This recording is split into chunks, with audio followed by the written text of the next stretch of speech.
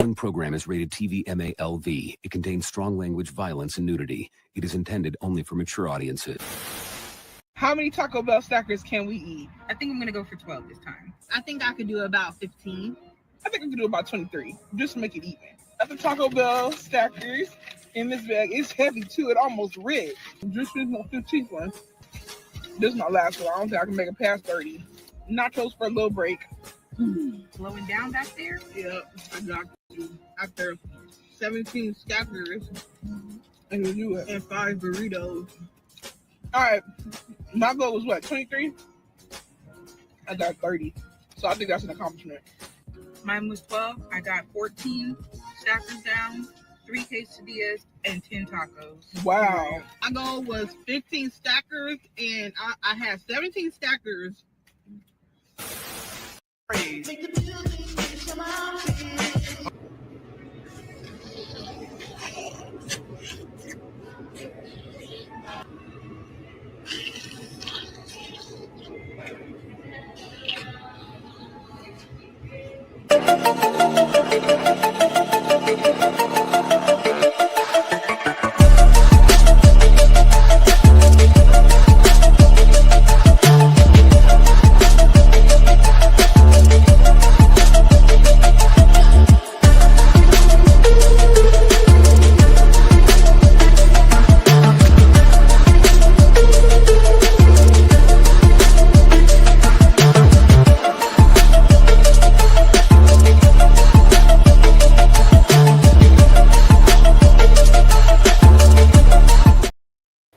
Yo, this your boy Tanner Black. Today's October 1st, 2025. Libra season or whatever. There's a lot of stuff going on in the world. I'm not gonna go deep into the nerd stuff today. Really, it's I feel like this subject is really stuff that's going on in UK is really important. We gotta pay attention. I got this digital ID story to hit.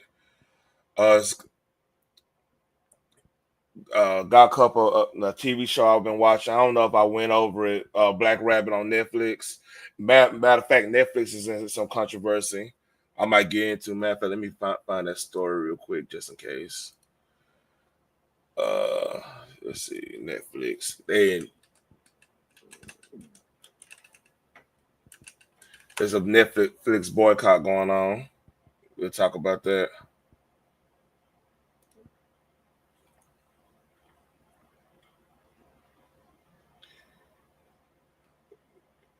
Man. All right, we'll get to that. That story just happened within a couple hours. So got that. New roller coaster. Six Flags Over Texas, my home theme park. Got a new roller coaster that's about to break records. I'll show y'all that, and really that's about it, man. Like this week is gonna be kind of dead because like next week, Battlefield 6 come out. I will be streaming playing that. It comes out on the 10th next week.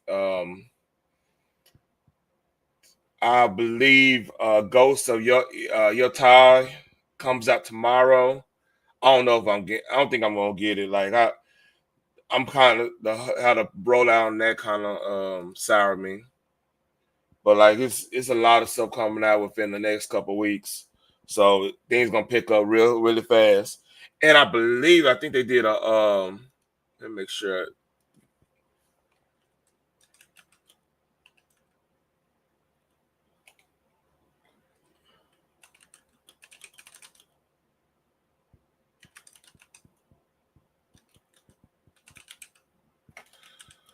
Oh, I think okay. So I heard rumor on something. What's up, Clara? Oh man, but let's talk about this. So this happened, I want to say last week. I wanted to go over it happened, I want to say Thursday last week. I wanted to go over this, but life happened. But here we go. And that is why today I am announcing this government will make a new free of charge digital ID mandatory for the right to work by the end of this Parliament. Let me spell that out. You will not be able to work in the United Kingdom if you do not have digital ID. It's as simple as that. Because decent, pragmatic, fair-minded people, they want us to tackle the issues that they see around them. And of course, the truth is, we won't solve our problems. And that is why. So let me, matter of fact, before I go any further, I always forget to do this.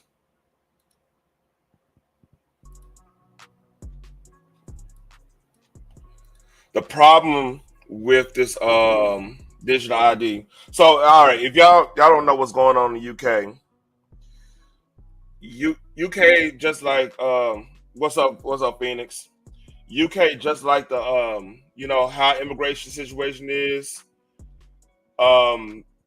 There's been it's been a big effort of like open up the borders and allowing a lot of refugees and stuff in from like all across the world, almost except for certain places we ain't gonna get into.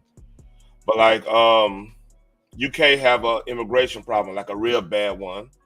Like I think they up to close to 80 million people in that island, and like 20 million, probably close to 20 million in the London metropolitan area alone. But so they have a real big issue with like undocumented workers and how now like you would have when it comes to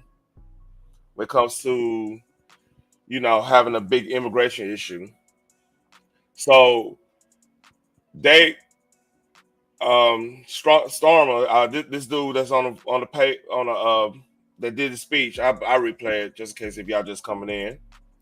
And that is why today I am announcing this government will make a new free of charge digital ID mandatory for the right to work by the end of this Parliament.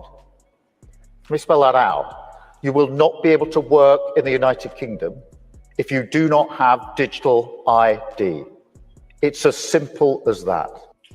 So if y'all read the book of Revelations, I'm not gonna get super religious or anything. The not able to work without this particular ID that trumps all other IDs. It's kind of leaning towards that, man. It's kind of leaning towards that. But it's getting scary. And there's a lot of pushback going on. Here's Naj Farage. So the Prime Minister says...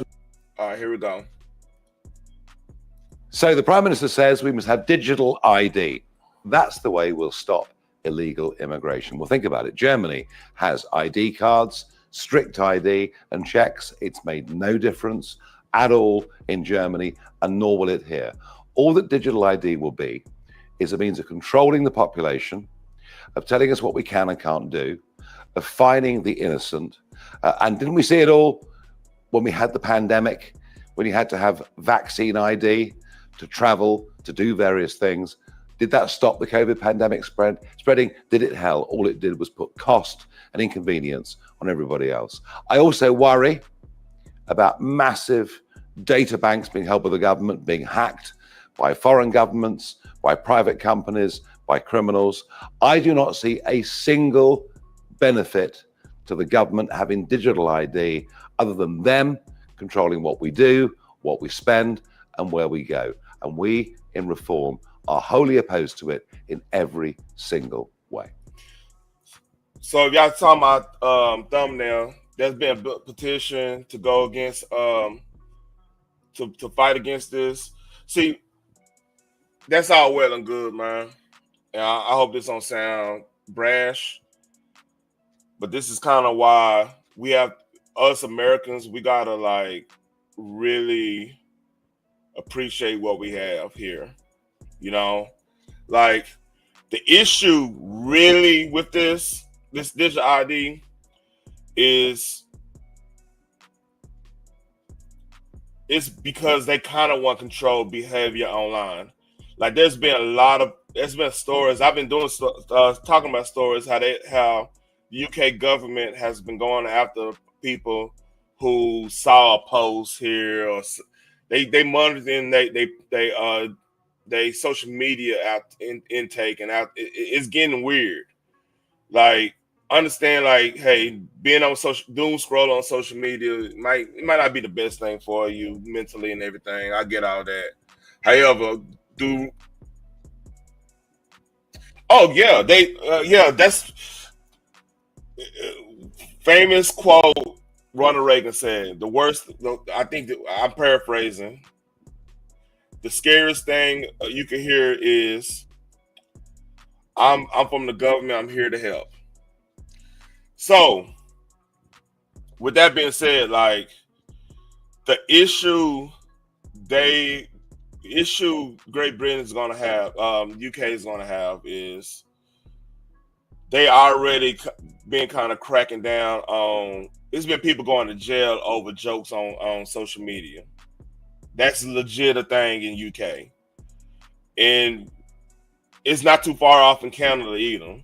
And I've been documenting, like, if you seen like when Snoop Dogg got canceled by that little group out of Australia, they were trying to cancel him from doing some type of rugby concert, halftime show or whatever. Or I think it was halftime show, a pre-show, or something of that nature. It's something's going on with these groups coming out of nowhere. Like you could even say, like, with the whole Antifa thing happening in the situation with Charlie Kirk and the whole nine. Like it seemed like it's a ongoing effort to like get everybody going crazy. To I'm trying to word this right. So censorship come and play. Like the first thing the media did when they went, like the ICE situation that happened not too far away from where I'm at, right? They, instead of talking about what that person had on the bullet casings and whatnot, they start going through what games he was playing. So like it's an ongoing effort to like because like you start with video games and comics and stuff. Like most people would be like, okay, you too grown to be playing that. They think that they look at that hobby as a child's hobby. Your regular Joe, especially people who've been away from that hobby for so long, they look down on it because they feel like they're above it or whatever, or they don't understand it, so therefore they make themselves feel like they're above it. You know, a lot of that stuff going on. And when you do that, when you don't pay attention to culture, you don't pay attention to what your kids are watching. And it's a Netflix story I'm gonna probably do right after this that shows like we really have to be paying attention, because like I found out it was one of the shows my daughter was watching. I didn't think nothing of it. What has some weird things in it. It's a kid's show, so I mean, thank God. Like I talked to her and we kind of figured things out and everything, but still, like, you cannot be lazy. You cannot let your job dictate your time. You can't. I mean, you have to pay attention to what your kids consuming, what's down the pipe, and that's what hopefully, like, anybody watch the show and y'all sharing everything. Hopefully, I'm showing y'all, hey, I want to be ahead of the curve before the curve end up becoming straightaway, if you know what I mean. So digital ID, like, it's just not a good idea. It's not going to, like Naj Farah says, it's not going to stop the illegal immigration. People will find a way to either hack it. And see, then you getting this aspect, right? Like this kind of goes into the ICE wearing masks for when they do the little raids or whatever. It's evil people everywhere, including government. So you mean to tell me you think it's wise to have a full digital ID when there's bad actors in the government, or it could be a situation where you need a tragedy it could be a political type of situation. I'm not. I mean, this type of stuff happened in history. You're always gonna have corrupt people, and power, absolute power, absolutely corrupts. You know, it's just not a good idea. And just imagine, like, just think about like in sectors people might be a part of. Just think of like some of the worst people in certain sectors had that access to because like what this brings, this is the key though. What this bring, we have a digital ID. They could find a way to limit your online intake, which they already doing. They could find way because like if you get on social media, you can't have an anonymous account or anything like that. Probably that's gonna be one that then that opens up the door for like the social credit score. So that could affect your future. Like they're gonna monitor your social media attitude or your attitude in general. That could affect job opportunities, your livelihood, where you can live at, the whole nine, man. Like it's basically China, what China got right now. So I mean, while that might, but the intention might be good. Like, hell, you want to promote like good behavior and everything. I can kind of understand that, but the thing is, it will be misused. Like this digital ID will be misused. It will. You creating a whole database that's gonna be open for hacking, scams, the whole nine. And if y'all remember back in, I want to say 2023, the Social Security office got a big time data breach, and everybody's Social Security number was at risk. So you mean tell me like this UK digital ID database isn't going to be like a hot? I mean, yeah, it might got good security for the first couple years, right? Maybe, and that's really pushing it. What happens when things get lax? Because when the Eye of Sauron, that's a Lord of the Rings reference, not shine on you. Like government got a funny way of doing this, right? If the light ain't shining on you, things get kind of lax. Like if you talk to some people that's like been in the military, they'll say it's gonna be way more stricter being stationed on the East Coast to the West Coast, because the East Coast you closer to the Capitol, Pentagon, DOD folks. The scrutiny is gonna be up higher than the West Coast. So my point in saying is like everything starts off and looks good until it doesn't. You know what I mean? And that's the dangers of the digital ID. Like, it's so many bad things about it. I think they looking for a paragraph, to be honest with you. And it's sad, man. I mean, pray for. It's a lot of good people in the UK of all colors. I'm not going to even say, just the black folks or anything like that. It's good people there. I can see this backfiring badly, So let's see. Sustainable development. It is the inventory and control plan. Inventory and control of all land, all water, all minerals, all plants, all animals, all construction, all means of production, all food, all energy, all information, and all human beings in the world. Yeah. Hold on. Multiverse, the company chosen to produce the UK's digital app, was founded by Ulan Burr. Oh, Tony Burr. Oh, there you go. Tony Burr's son is running that. So yeah, I mean this is a crazy. Oh shit! Hold up.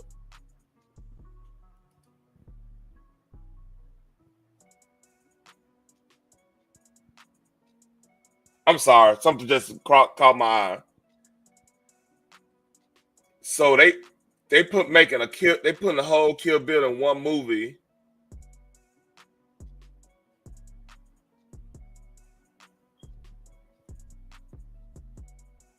Oh my God, me and my wife gonna have to watch this. I'm a big Quentin Tarantino fan. So basically, they're making a full extended cut of Kill Bill, and they're releasing it.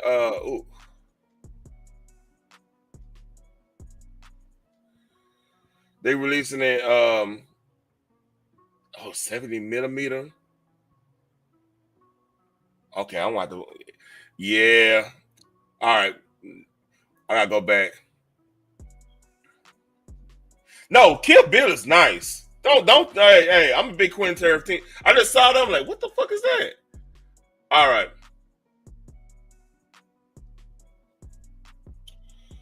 So back to my this is not good.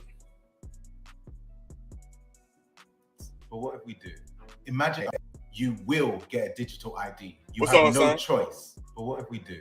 Imagine if the whole of the UK decided not to sign up to the mandatory digital ID. Here's what would happen in the first 30 days.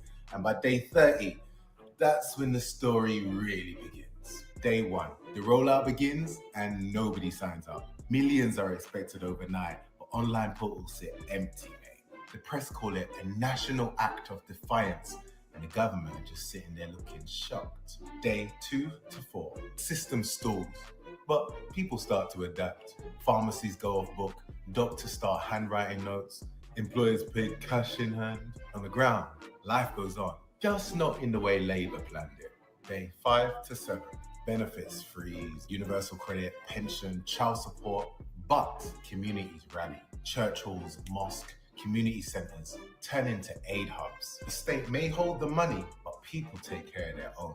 Day 8 to 12, the media splits. The Mirror and the Independent call it sabotage, but independent outlets call it for what it really is, a proper strike, mate. Here goes Keir Starmer on the news saying, parents should be thinking about their children. Oh, To the shit. public, that man just sounds desperate. Day 13 to 17, flights cancelled, Brits can't travel because their passport's invalid without a digital upgrade, tourism collapses, airlines bleed, and the pound dips. Foreign commentators start paying attention, asking, are the UK boycotting their own government? Day 18 to 21, hospital strain. Appointments carry on, but surgeries and prescriptions start to back up. But doctors and nurses are on this thing too. Here's what I want to say. I think there's something missing. The crypto aspect of this. I wish Biz was over here. I really do, because I see opportunity here. If what this dude's saying actually happens, I see an opportunity here. Just saying. They start whispering about breaking some rules. Here comes Starmer again. This is reckless. This is dangerous. Ain't that what we're trying to tell you? Day 22 to 25. Cash in hand spreads. Employers, landlords, shops, they all start leaning off the book.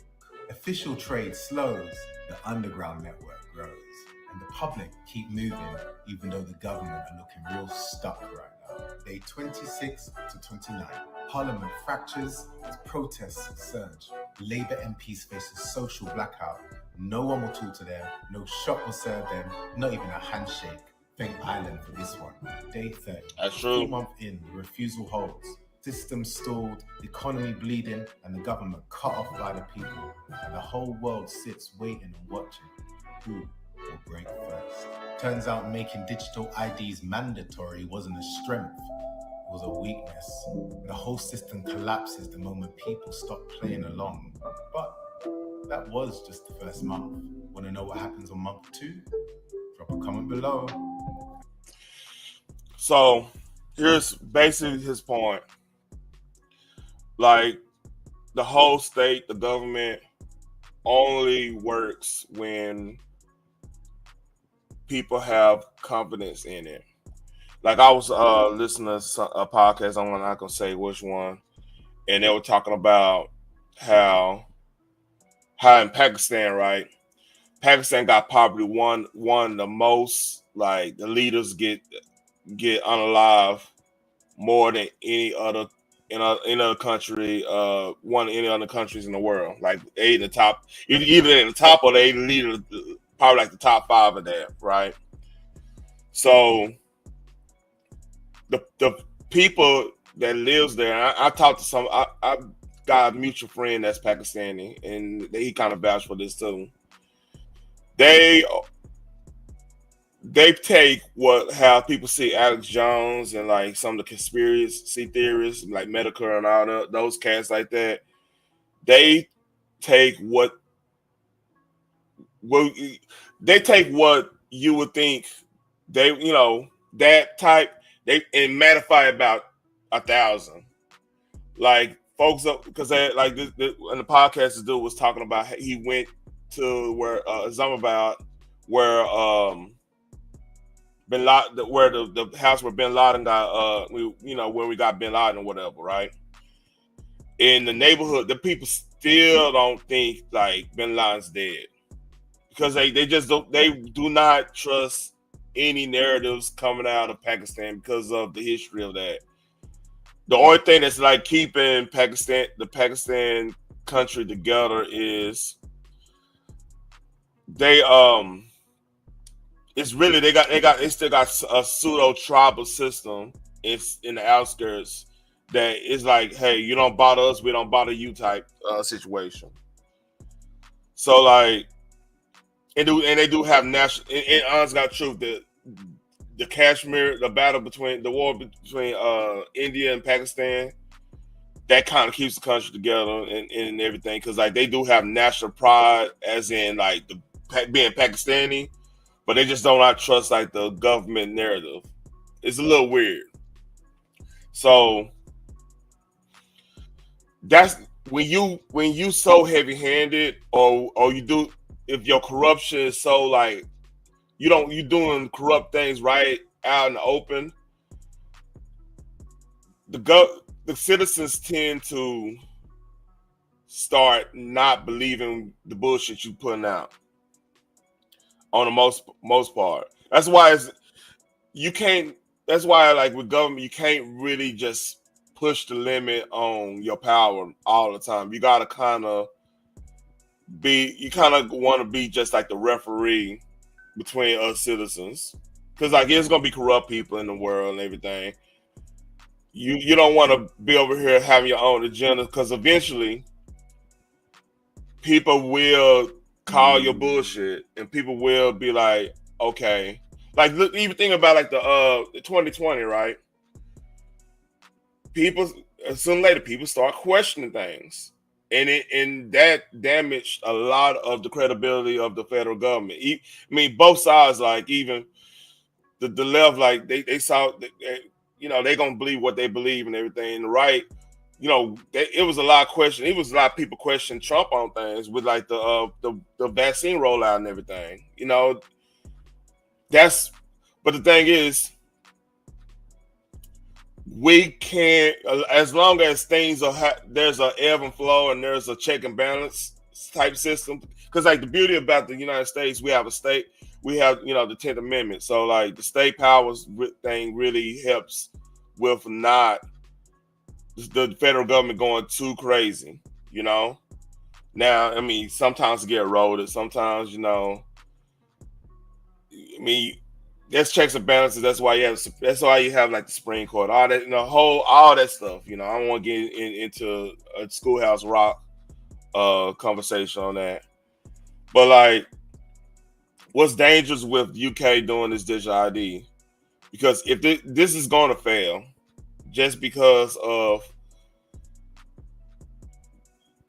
when you start judging people for what they say. Same with if you start hurting people for what they say, like physically hurting them for what they say, people start paying attention to what the people are actually saying instead of why you want them to stop. They're gonna start listening more of, okay, this is going on. Why is this going on? Then they're gonna look at you and slide out. Then you the whole point of being you have to have the confidence of the people to a point, like if it get too bad, like it got, like I said, we got checks and balances. Like there's orders, that's on the books for the military, just in case things get too crazy with if the government, abuse their power too much or whatnot. Everything. If you notice, everything tends to work itself out, in our system, and we got the fact that we never got rid of the Second Amendment. Like if they try to limit it extremely, but eventually now, I mean that is a checks and balance on that, because like they never, if you notice, like when they try to regulate something, they never get it 100% right, because it's hard to get it 1% right without being unconstitutional. So back to UK, he might be on to something. I don't know about 30 days, but I can honestly see a significant amount of people not placating with the ID. I can't see that. And Phoenix, here's the link.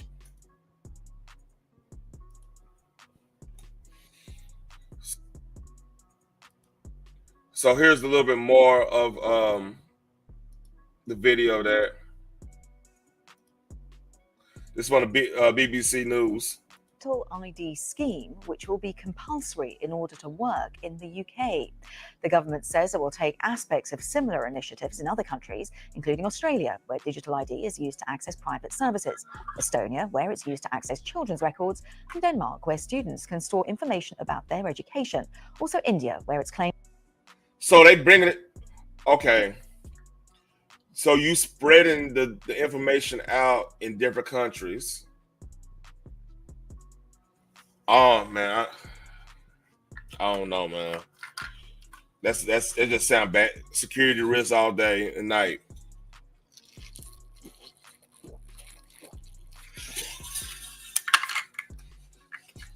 Man, A similar system has saved billions of dollars in fraud. Civil liberty groups and opposition parties have raised concerns about privacy and say the measure won't stop people coming into Britain illegally. Well, speaking on the Today programme earlier on Radio 4, the Culture Secretary Lisa Nandy clarified how the system would work. From the end of this parliament, every person in the UK will have a digital ID. And if you want to work in the UK, you'll be required to show proof of that through your digital. That's a fear tactic, by the way. That's a fear tactic. Again, back to that what that one dude said, like they don't even think in their head that people will resist this, which is scary that they're that confident. That's very scary. It's out for numerous reasons. ID. We think that's better for employers because at the moment it's far easier to fake papers. We think it's easier for them to be able to check that and know that what they're looking at is correct. And of course, there are huge fines. You can even face a jail sentence if you employ someone illegally here in the UK. So we think it offers protection for them, and it also enables us to make sure that anyone who comes to this country who is working is doing so legally. So here's my problem with that. Let's say nobody complies with this, hypothetically. Felix, I got you. How you doing, man?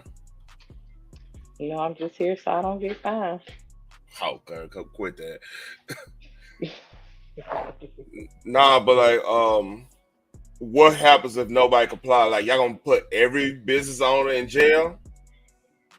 No, they can't do that. Do you know how bad that look? Yeah, but the thing is, only America screams about being the land of the free. So, good luck. Yeah, this is why we got 2A right there. I couldn't imagine, like, man, that's marking the beast territory. It is, absolutely is. I wouldn't wish that on anyone. Yeah, man. But they and about whether this. My bad. I was gonna say it's supposed to be a government for the people. They can't force it, like they literally work for the people. So how can they force that on somebody? Do something that nobody ever asked for, force it on them, and then try to jail them for not complying. That's That's a bit much. You're literally going to fuck up your economy that way. If you have no consumers, no corporations, no businesses, it's just the government. And who the hell they gonna get their money from? So I wonder this: what the crypto aspect in this is just intriguing to me because, like, okay, if they got crypto, you don't need the digital ID system at all. If like the retailer or whoever uses the crypto thing situation, I mean, you literally creating a black market that could fuck up your economy because, like, it gotta be. It gotta be. Let's say low percentage, 30% of people not gonna get this off top. Just no matter what type of rollout they do or whatever, they just not gonna sign up for this. That's your baby. That's your kid.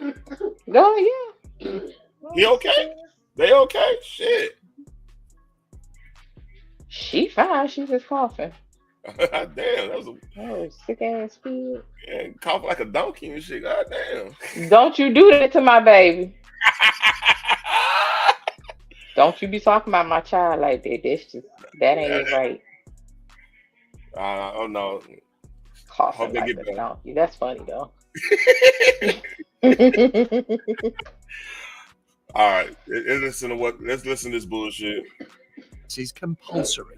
Now, just said something important. Every person in the UK will have a digital ID. Are you saying, whether you like it or not, you will have an identity that the government has for you on a database, but you will have a choice as to whether you actually have that on your mobile phone? Yes, I think that's broadly right. So every single person will have a digital ID and they'll have to have a digital ID, but they won't be required to use it on a daily basis. This is not like an ID card where you would be asked to show it as you're moving around. Many of the listeners will have been to other countries where you require. Wait. So they just what they're gonna do is just put your ID on a digital app. This doesn't even make any fucking sense.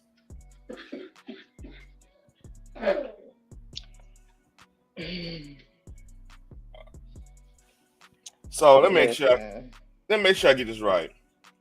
They already got the digital IDs made for them, right? That's basically what something nobody asked for, nobody voted for. Correct. Mm-hmm.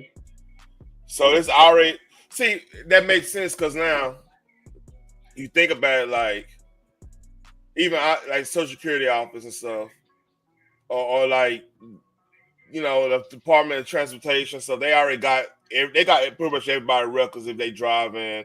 They got insurance and stuff like that. It's a national. They do got national databases for that. Like like if you driving, out of state, they will be able to see if you have insurance. I think that's nationwide now. They'll be able to see what your insurance is or whatever your status is if you got pulled over or whatnot, right? Mm-hmm. So technically, they could already do it here. The fact is, they're not going to do it. It's not politically expedient to do it here because you're going to get pushback all across the board. Yeah, I don't need you all up in my business in that manner. So damn, that's a new development. I didn't know they already developed their digital ID. So yeah, other countries gonna adapt this if people not careful.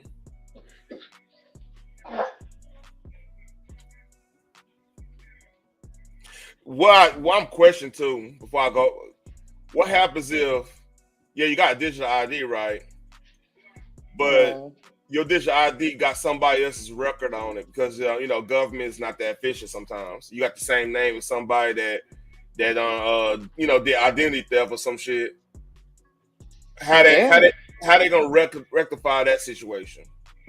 I have no idea. They tried that with DNA and found out that it was flawed. So, because of the relative aspect of it, they didn't consider that. So if you have the same exact name but a different social security number, which not everybody is supposed to have access to. Yeah. So that's not even supposed to be in the system. so to speak. And they got social security system too. I didn't know that. Yeah. Yeah, just them is supposed to have it, but you know, it's getting scary. It's not gonna work.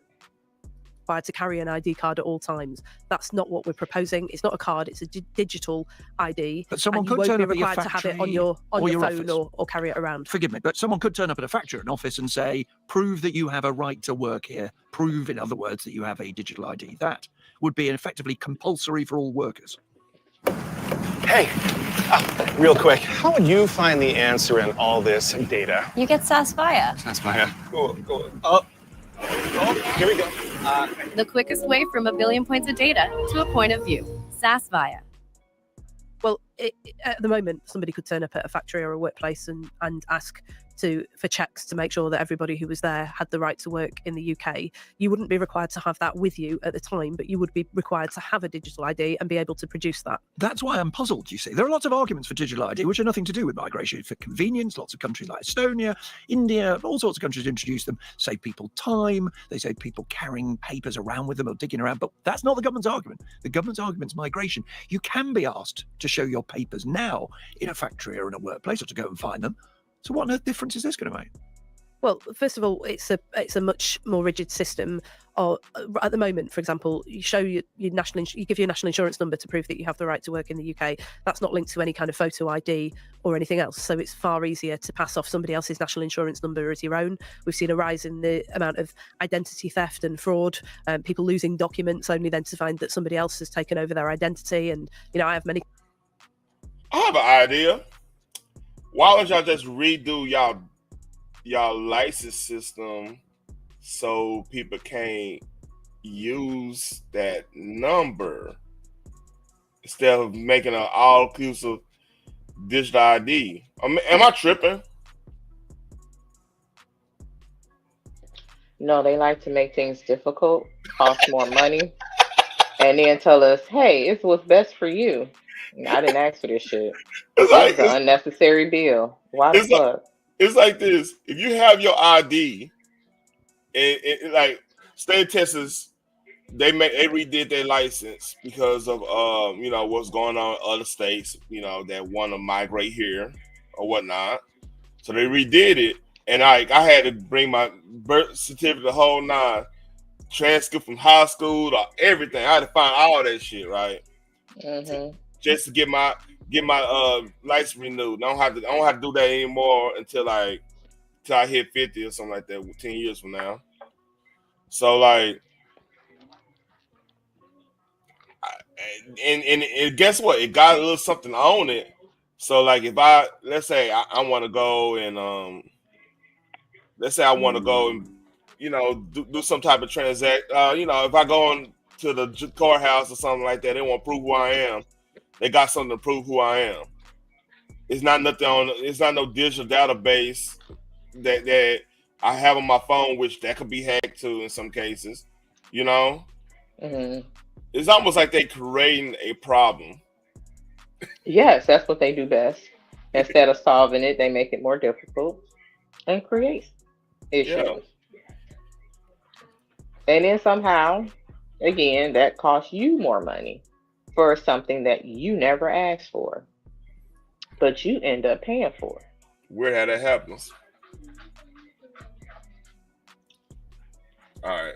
Constituents who get in touch nowadays in a way that I didn't 14 years ago when I was first elected, saying that somebody has got insurance to drive using their identity. Our argument is illegal migration. That is the thing that we're most concerned about. But we do also think this is going to have major benefits.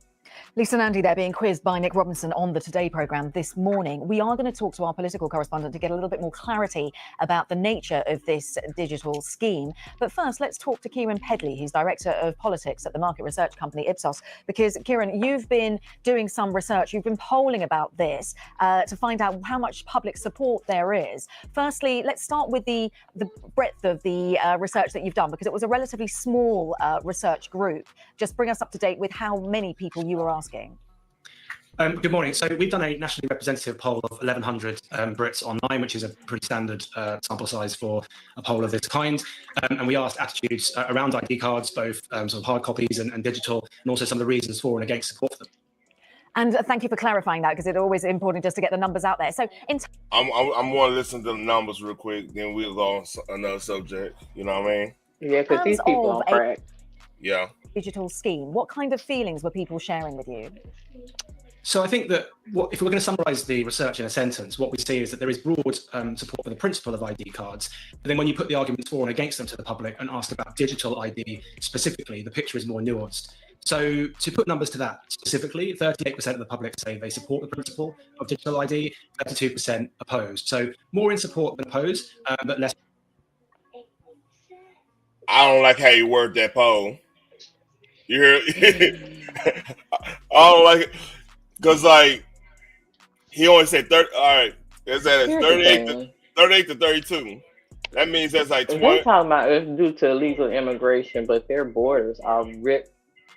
Even though ours was lax as fuck, illegal immigration was not a forefront issue for them. This is the first I've heard of it. So I have to. But there are ways. There are other ways. There has always been ways without digital ID to your citizens to get the illegal immigrants out. Like, that's the plan, to get them out. Not spend more money on unnecessary shit when you should be spending money on getting them the hell up out your country and letting them go where the hell they need to. You worried about the wrong damn thing. So there's been an immigration issue in Great Britain, and all of Europe, because like not in droves, but yeah, everybody got that issue. I'm just saying, not in the numbers. Not now. Everything's in. You gotta put everything in context. Like Great Britain's an island, and then they like doing throughout, like when Syria went down the way it did. A lot of all the Arab Spring stuff, a lot of migrants went, like Morocco, they went north. They went to France. Like there's a Viceland, like Viceland had a show called Noisy, where they was showing like all the hip hop scenes in all across the world. And when they went to France hip hop scene was like, it was damn near a caliphate. It was damn near like Muslim. It was Muslim hip hop, like hardcore. That's their thing there. Like when there was, like, you know, a lot of hip hop situations, you're gonna have to find women sitting there rolling blunts or something. They're gonna be there. They're gonna be the hanger-ons around. And that scene there was, you know what I'm talking about. Come on. I know, but it's still funny. Come on, keep it 100. You know. They want, it'll be a chick in there rolling blunt or something, or you know, looking good for the camera type shit. You know, her friends, and you know, they in. You know, they in. You know, but like over there, it was just nothing but like military age Arab cats and no women at all. It was only one woman in that scene, and she had a full burqa on, and she got her ass up away from the motherfuckers. So my point is, they've been having a migrant crisis, and a lot of that went to Great Britain because like there's been a whole bunch of stories of people like catching, because like they're all in the EU. This is how it worked. Once you got into the EU, this is before UK got out the EU. You could go anywhere in any EU. You don't have to have a passport. You just go in any country. After they're treating it just like the United States in a way. But that's how they got their immigration issue. You see how that work? So I see somebody was paying attention in their civics class. Who, me? I'm sorry. I'm smart, man. No, that's why I call you a nerd. Yeah. Nerd with muscles. That's crazy, ain't it? But 38, 32, y'all, that skewed that damn poll. Ain't no way it's only. And then they say, well, it's only 32. Yeah, that's the thing, though. That's what I'm saying. Like, as far as the numbers that America put out with the illegal immigrant. I haven't heard of any other country um going through that. And maybe that's just me. Man, But I'm going to go. getting them to actually like what were they doing prior to for illegal immigrants? My thing is I don't think the issue spiked to this point where, oh well, we need digital ID so we can point out who's the actual citizen and who's not. That ain't got shit to do with nothing. But see, here, It just don't. This the kicker. It's one thing that's been going on over there. They've been jailing people for what they say online. If you make a good like that comedian I showed that from Great Britain, he came back from he's a writer director. He came back from United States because a lot of those Hollywood cats that go to UK and come back and whatever because that's a. And speaking of that, the weird thing about that, did you know Disney moved all this Marvel, all the Marvel stuff out of Atlanta, and they in the UK now? How dare they, those bastards? And it's weird that they're doing digital ID, because like, why would you leave Georgia? Which is very, very much productive for them. But go ahead. And thinking about it too, like, have you looked at the budgets of these films? I'm scared, even though it ain't my money. I don't want to see that. Okay. The last Fantastic Four was, I think, I'm gonna look that up. Fantastic Four budget.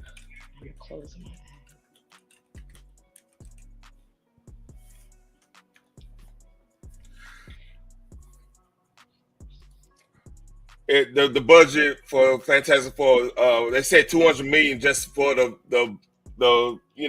movie. Oh, Jesus. But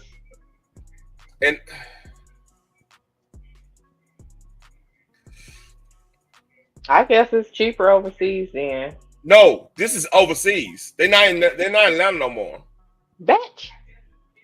Yeah, that's what I'm trying to tell you. Those bastards. Why are y'all costing me my money? Because at the end of the day, we still paying for it somehow. Some kind of fucking way. Yeah, they got bailouts. They got bailouts for the pandemic too, and they left the country. That's crazy, ain't it? Mm-hmm. Like I said, people don't know that. No, I do. I know that they got bailed out. But hey, next bailout y'all gonna need, y'all better ask Great Britain. Only way Trump bailed them out, man. It's not true. I think the terrorists gonna fuck them over. They're gonna have to change their tactics. Absolutely, which is another reason why they shouldn't have took that. That was bad fucking timing. And it's a weird, like Tyler Perry get that scandal right when they moved. Isn't that weird? Not saying It's quite weird.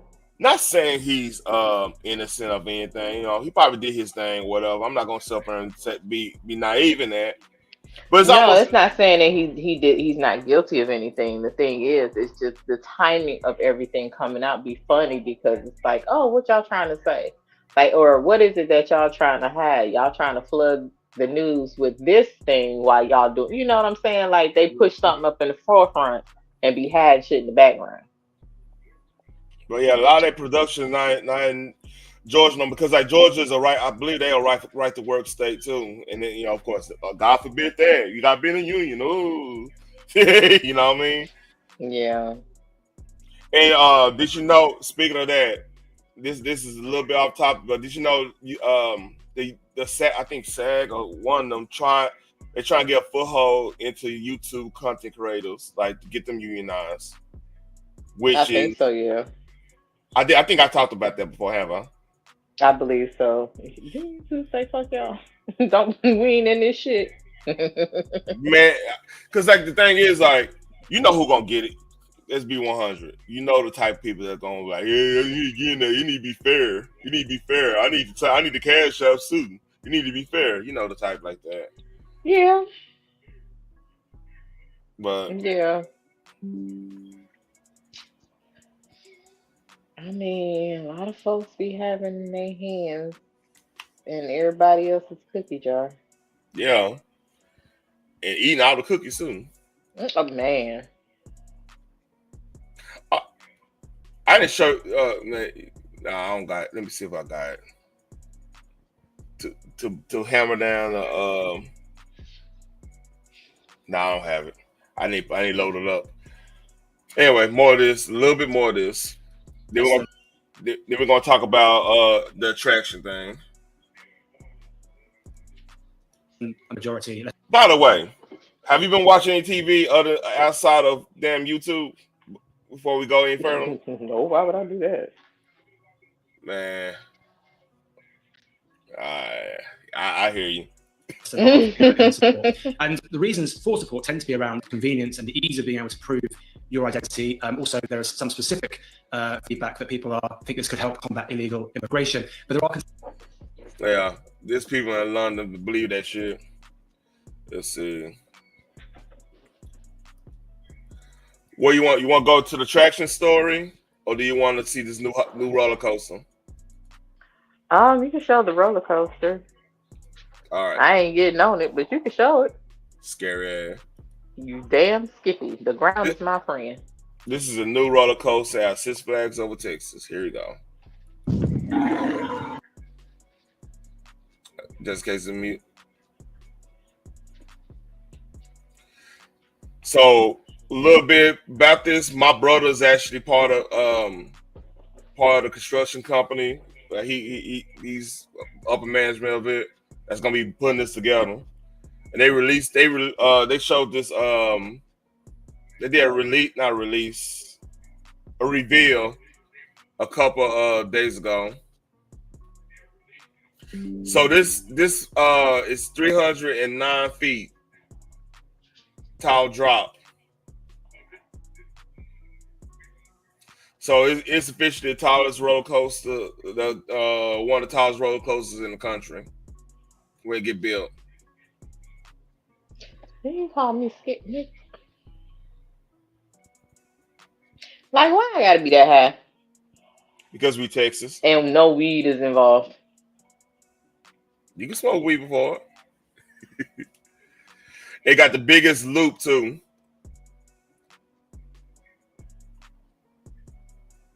Yeah, it's always that first dip.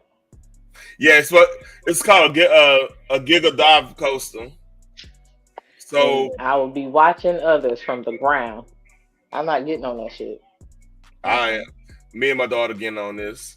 I'm sure won't be me though.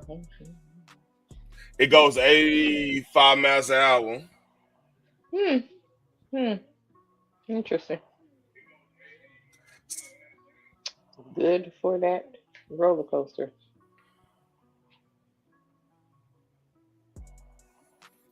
So this where this at? It used to be the old bobsled. Like the bobsled been there since Six Flags opened. If y'all don't know, this is the first Six Flags in the country. This was the original Six Flags.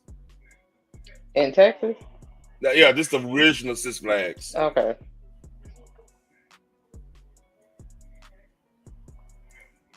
Of course, an ad.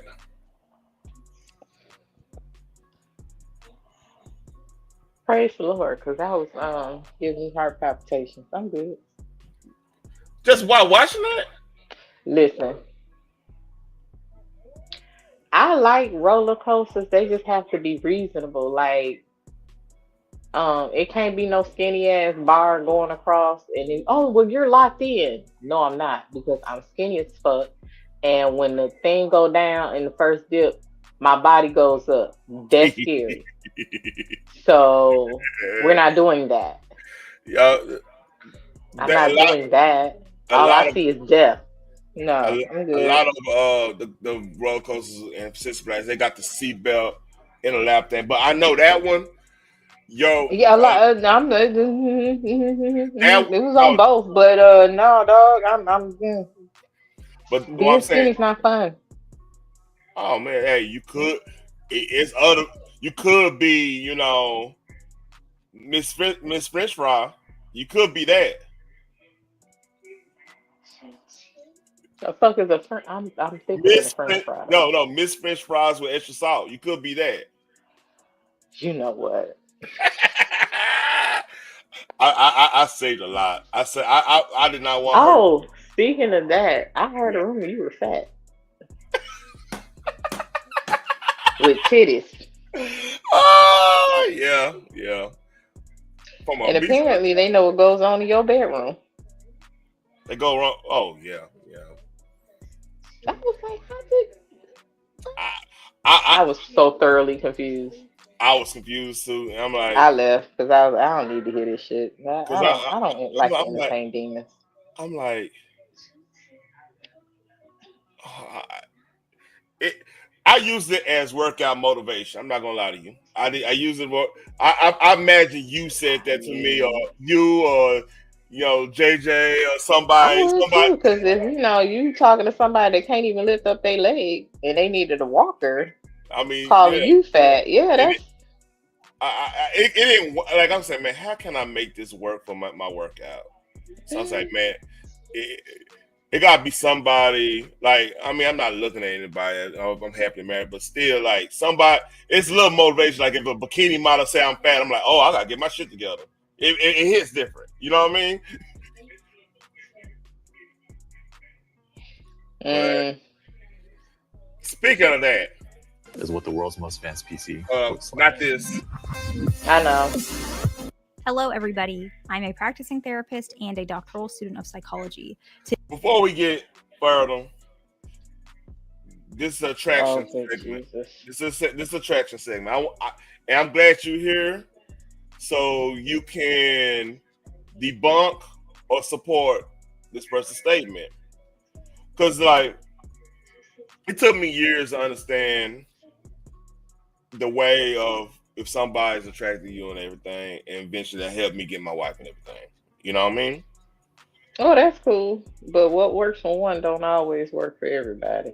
But we'll go ahead and review what she's saying. I'm probably not going to agree with most of the shit she say because it just looks like it.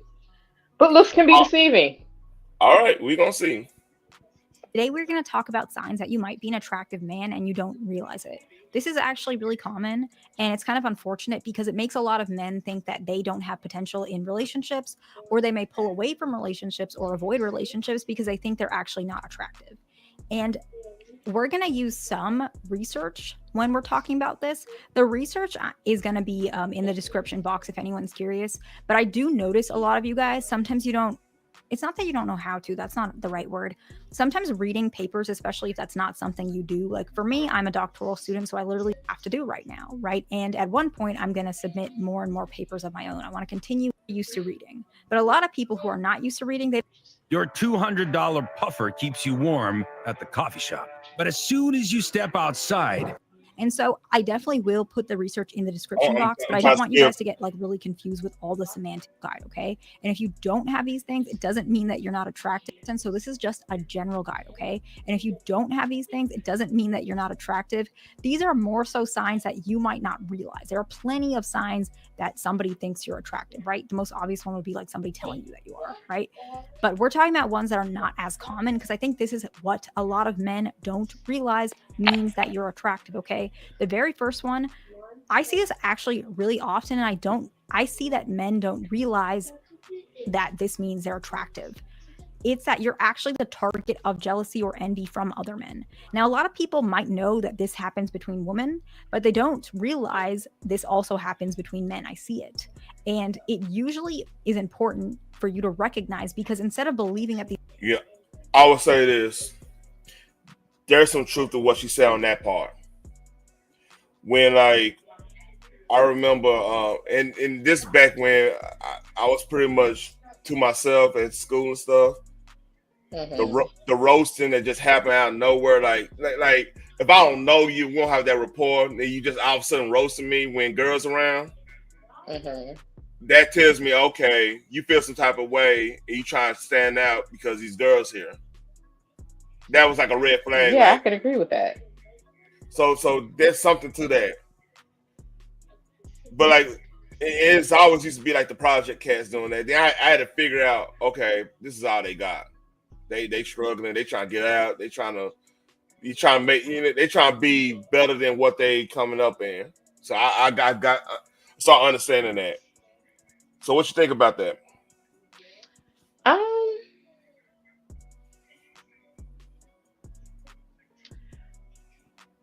The thing is, when a guy trying to be extra in front of females, they are usually the ones that are ignored. Because for those of us with sense, know that they're only acting that way to get our attention. A lot of us just want you to be yourself. You don't have to go through the theatrics. I don't want a drama king. I don't. I just want a dude that knows, a man that knows how to be himself and secure himself. If you got to be loud and you already not that confident. Exactly. That's a turn off. You can't convince me that it's going to be an insecurity there. And then 9 times out of 10, you trying to reach outside of what you think is outside of your league, basically. So there's nothing I can say or do to make you believe that I actually want to be with you. I don't have time for that type of headache. So I agree. That's a telltale sign, because out of nowhere, like, man, I don't even know you like that. You said, yeah, it's a little weird. Right. All right. Let's go. Let's read. These people are trying to hurt you, or they're trying to embarrass you, or what they're saying is valid. It comes from jealousy. So don't let that attack your own self-worth. Okay. There was a research in 2009 where it shows that attractive men are more likely to be perceived as rivals by other men, like in general. So it's a little harder to make friends.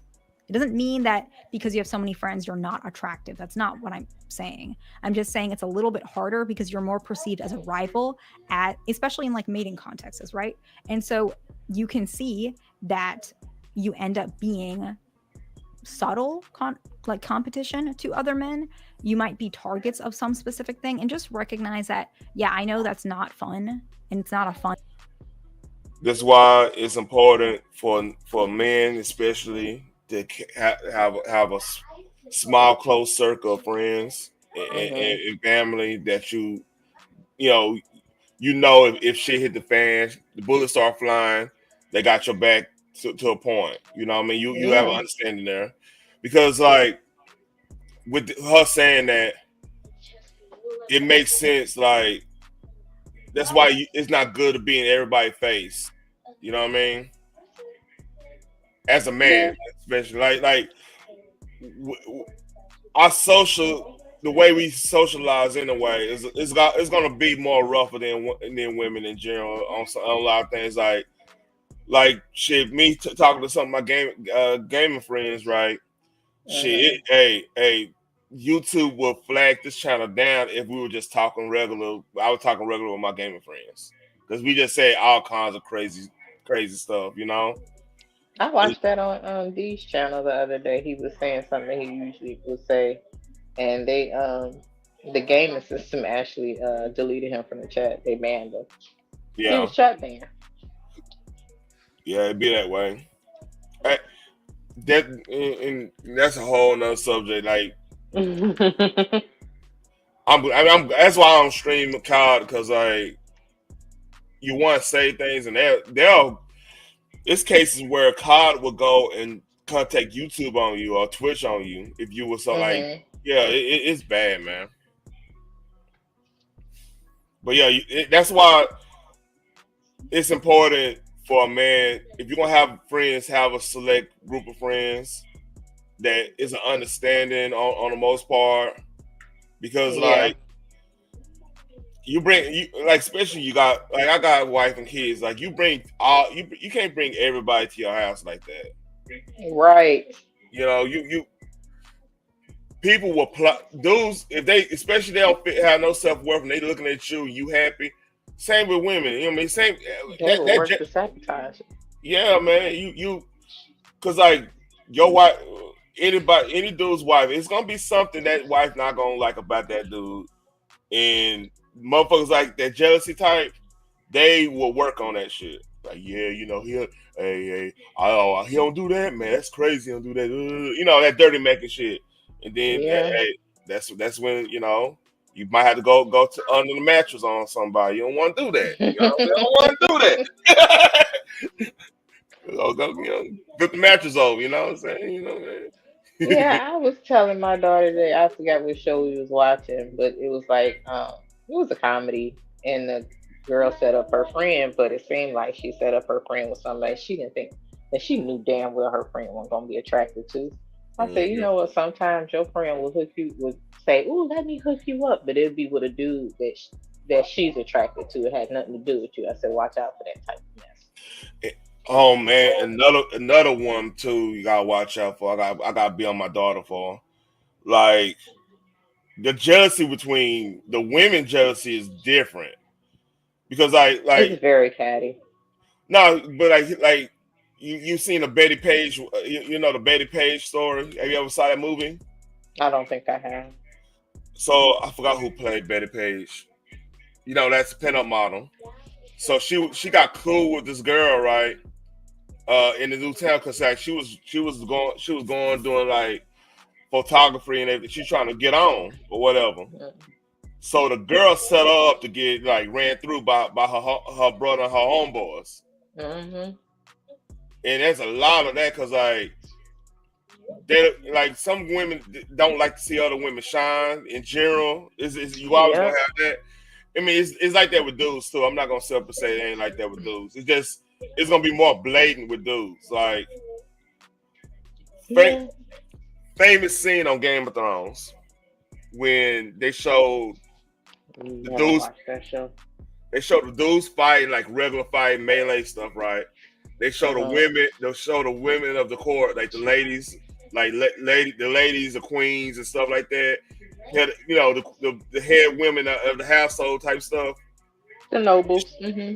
They show how they were fighting with their words, and the men were fighting with like the brawn, you know, like the combat skills. Yeah, Mortal Kombat versus brawn. So like it had a juxtaposition where they were showing the fight, and then they showed like Cersei would say something like, "Oh, I like that dress," which she was being really catty with how she said it. Mm-hmm. So it's like, man, like how the different senses fight wars. That's the whole idea. It hit different because like I have a family full of women on my mama's side, and like I hear this shit, I'm like, oh, it makes sense now. So yeah, it's called Nice Nasty or Nicey. I've heard that. I heard that before. Yeah, they being real nice on the surface, but underneath you can hear them dripping with the nastiness. And women, it's a language that women speak, so we can hear it. But men just be like, "Oh, she thinks so." You're like, nah, I need you to listen with your other ear, because that ain't it. Like, yeah, it's different because like somebody will. Like if a chick be nice to me out of nowhere, and where am I? Like she sees something way different. I'm a loop. I'm like, oh, okay, she been cool. I go on my business. She was looking like this bitch better get her motherfucking ass. You know what I mean? Mm-hmm. Very much so. To the left. Man, it's a funny story, man. This is a little bit. This goes with what that it was used to be a bowling alley, high-end bowling alley, close to the Dallas Cowboys Stadium, right? So this was right before I met my wife. I was with like two girlfriends before my wife, and we had just broke up, but we just like want to kick it. You know how you have those type of situations? Just, hey, let's go to bowling alley, whatever. Let's kick it, whatever. Mm-hmm. So I saw my classmate, white girl, like little white girl, fucking bleach blonde hair. Like we were just cool, but she just looked like the all-American white girl, right? We were cool. We used to talk about hip hop all the time and everything. I didn't know she was a waitress there. So she was our waitress. Like, oh, she like, I'm like, oh, Ashley, what's up? Well, hey, we were all cool. And me and old girl broke up. I'm telling you, I ain't never seen her that jealous in my life. I'm like, this is the thing, though. Why you we just broke up? You decided you didn't. It don't matter. It don't matter. That doesn't matter because the thing is, women can pick up on who's plotting on our dude. I mean, you weren't her man because y'all broke up, but you still her dude. It's still fresh. Yeah. And it's not something that she really wants to see because she's still like, yeah, I'm confident. She's not really that confident that it was the right choice for her to let you go. But at the same time, you know, she doesn't want to see some other chick in your face. It is what it is. It don't make sense, but it does. Hey, and the thing is, like, she was like, my ex was like chocolate the whole night. This is like that's just a thing. I mean, since I saw Lauryn Hill, Ooh La La, I was like, all right, I need chocolate shit. That's just the way it is. But like, yeah, but and a lot of guys don't pick up on that, so they just be like, oh, you just so. It's not that I'm jealous. I see her for who she is, and then you're making it easier for her by arguing with me about her. And you're doing it in front of her. So you're giving her what she wants. A lot of dudes do that. Yeah, see, I don't do that now. Like me and Ashley, we went to high school together. You know what I mean?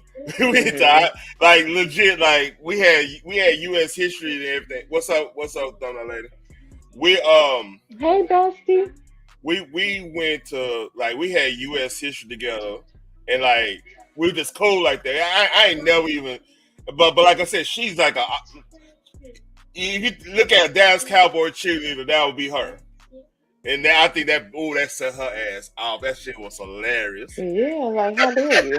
I'm like, I've been knowing her for like 10 years. That don't make no. And you said she an all-American. I don't know what the fuck all-American girl is. They usually white with bleach blonde hair. That's what I'm saying. And blue eyes. Well, why would that be the description?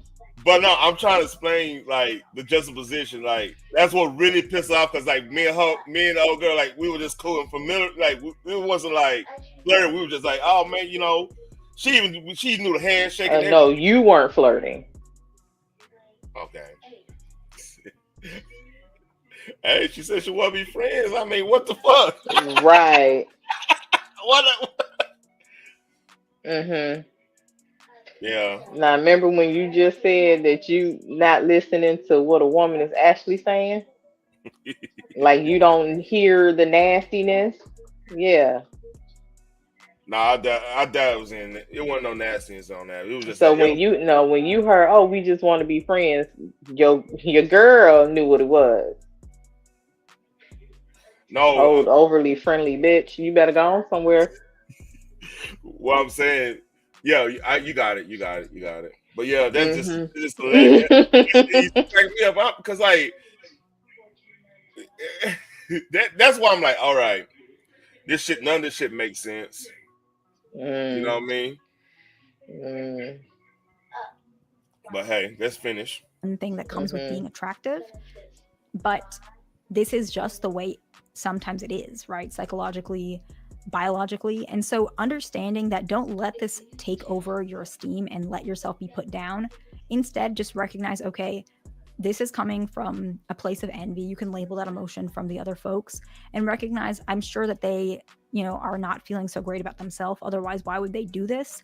And I don't need to take it personally, but instead I can recognize, okay, this is a sign that maybe I do have some potential in some areas and I should be, proud and grateful for that. And so you're able to translate in a way that makes you feel like it's more worthwhile for you to actually connect with the opposite sex or whatever attraction you have, so that you can have more healthy and happy relationships. Okay. The next one is who was, man, quit lying, man. You tripping.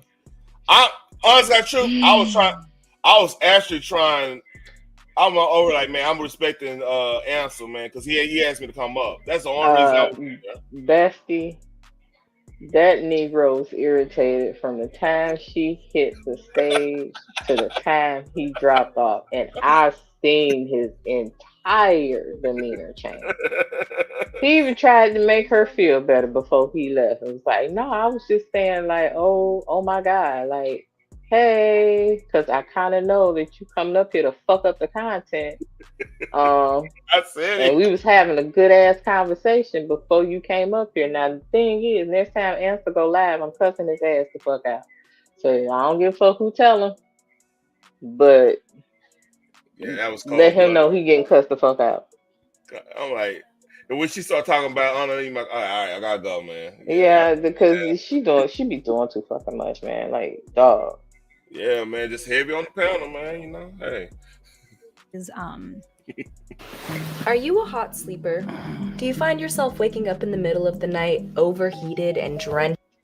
people, often women, I know who is a hot sleeper, probably. especially if they're attracted to you, I don't attracted even to want to them, picture that shit. Shut disclose up. personal information about themselves with you. I know it sounds really silly, but it is true. There was research in 2008 where it showed that people are more likely to disclose like personal information towards someone that they feel is physically appealing. It actually comes from the fact that they feel safe. You know what? I'm not gonna lie to you. That does happen. I'm not saying I know that does happen. Like I've seen situations where full-blown studs there you would think don't like nobody with anything between their legs type of situation, right? All of a sudden get feminine when like you not really pay attention to them and stuff. It's weird. It's weird. And I'm like, what's happening here? Why you was that a flirt? It's a little weird. It's something to that. I'm not saying I'm all this and all that and everything. I'm not saying. I'm just saying it kind of makes sense. Oh, honey, studs still get pregnant. I didn't say that, y'all. Yeah, that was a homie. That was a homie Phoenix. Yeah, I didn't say that. Like they do. Like who gonna check me? I dare you. Yeah, I've seen it happen. Okay. Not literally, but you know, I didn't see the There, process. some of them are in my family, so tread lightly. Yeah. Did you start liking? Oh, okay. I'm so confused. Man, like, man, it'd be like, man, we were drinking Hypnotic. How did I get in this position? Nah, let me shut up. Let me shut up. Happening. Yeah, that's how it be like. Hypnotic Hennessy done conquered all. Yeah, it's called Thug Passion for a No, that's her. No. That's Alizé and Hennessy. It is Hypnotic as well. I thought Hypnotic and you could switch it out. Hypnotic and Alizé basically the same damn thing, just with a different name. I think Hypnotic and Hennessy is Incredible Hulk, but yeah, I know what you mean. You got it. On that person, Yeah. but it makes them feel that you're not gonna, which is not necessarily true, but this is where it's coming from. They feel more safe around you, more connected to you, and it allows them to kind of connect that bridge, whereas they might not socially do so if they did not find you appealing or attractive or magnetic. Coming to thinking about that, right? The female friend that just can't come around, like, you know, like you remember the movie Snow Days? It came out like in the 90s. You remember that movie? Come on, Yeah, Nickelodeon. I do. I do remember that name. Mm-hmm. So it was basically I think it was in Buffalo. Who walked me? Oh shit. Oh shit. But now the dude homegirl actually had a big thing for him, and he was trying to get with the head swimmer. Even though old girl looked good, I ain't gonna lie. That she made a lot of boys to men. That chick that played, she said, everybody hold up, and they had a scene in there. If you go watch it again, right? where she had like a white shirt with no bra on. And everybody, every Oh dude, Lord. when that came out during high school, everybody like, hey man, y'all gotta watch Snow Day, fool. Snow Day? Yeah, man. Hey, trust me. Go watch Snow Day. And then that funky ass perverts. But go ahead. But hey, that's how it beat though, man. Like Belly, for example. When Belly came out, shit, I'm not gonna get my no comment on Belly. Shit, Belly, man. Belly done sealed the deal a couple times. Lord. We keep it at that. And I like that movie so much. I got an even cut all around back in high school because of that. I was doing the DMX thing. I was mad. To some extent, okay? The next one is similar people, especially women, but can be anybody, act more relaxed and friendly towards you. And so, again, same research, they act more friendly, they act more comfortable around you. I've seen this where it's I've seen dynamics like this, and I think you probably have too, where it's like if a woman feels uncomfortable in a situation, she might come to a certain person, even if you're a stranger, and believe that you can protect her or be there for her. I've seen that in the strip club, which is wild. You know what I mean? You say what in the strip club? I've seen that, like, you could be in there, mind your own business, right? You know what I'm saying? You got to report. Like, a lot of times I went to the strip club, I probably had a rapport with, like, a couple of them anyway because they went to my high school. You know, this is the way, that's just the way it is. You know, you got to get to point A and point B. A lot of people went to point A and point B at the strip club. That's just the way it is in Texas. I don't know about anybody else, but in Texas, that's the way it was. So they'll go to somebody that they're familiar to if like there's a weird person there or whatever.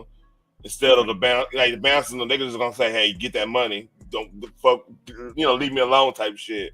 Well, they know somebody. They're like, "I don't go fuck with them, so I have to work. I don't be dealing with this dude that's been weird." You know what I mean? Mm-hmm. And vice versa. Like even going to the club, like, yeah, you see, I can see that going on. Like if somebody attracted and they feel uncomfortable somewhere else, they're gonna go rock with them. They're gonna try to go rock with them people. I've seen that happen a lot too. Like a lot of times you don't even have to say nothing. You just be at the bar, sip on a drink, and mind your own business. Somebody come talk to you, type shit. Interesting. From a safety perspective, or she might open up about a lot of the struggles she's had with other people in her life, and she'll bring that to you. That's because she feels like you're appealing and attracted and safe. I don't know if I believe that. Not attractive, but safe. And that could be she has a rapport with you and you feel safe, or she just knows she's known you for a good little while and maybe y'all hung out. So see, the problem I have with the part you're saying is attractive part, because like that person could be like, well, that you're a friend zone person, or I see you as a brother type bullshit. That game. Mm-hmm. And that's when you as a dude kind of have to be kind of direct with that situation. You can't play that friendship role too long, because all of a sudden you're gonna be the one. It's gonna be some people that she ain't gonna want to be friends with. You know what I mean? So you can't just don't play that game.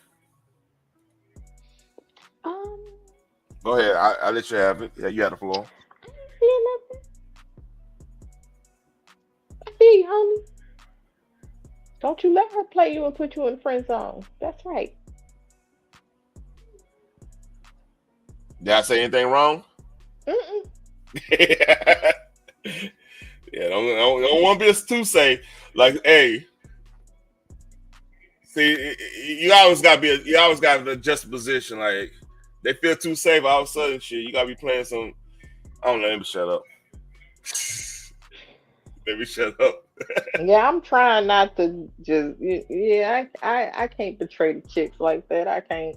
I already know the game. I already know how y'all be playing. And for those that do not, y'all gonna stay in the dark, because I'm not saying shit. where she might not think you are those things, to which she may have a more closed off demeanor. Now, of course, if she's an avoidant woman, she might not do that in general. That's not anything to do with attraction. But just in case you know that, like, this can happen with strangers. Like, it can happen at the grocery store, right? It can happen in school. It can happen at work. It doesn't. That part of the grocery store, that means something is a distinct danger there, and she needs somebody to help handle it, because she obviously can't handle that situation by herself type shit. That's what I'm reading that. Am I wrong on that? No, I don't think you are. Like, Go ahead. Speak thine mind. I'm trying not. I would say what I used to do. I'm really trying not to do this. If I was out somewhere and there was a guy that was making me uncomfortable, I would kind of sort of latch on to another guy. Like, if I had a friend in the building, I'd call him over, and for that guy to back, for the other dude that did not make me feel comfortable, to back the hell up. Yeah. If I did not know the guy, I would just be like, look, I'm not feeling comfortable and I need him to go away. 9 times out of 10, if he's a good dude, he'll help you out. Mm-hmm.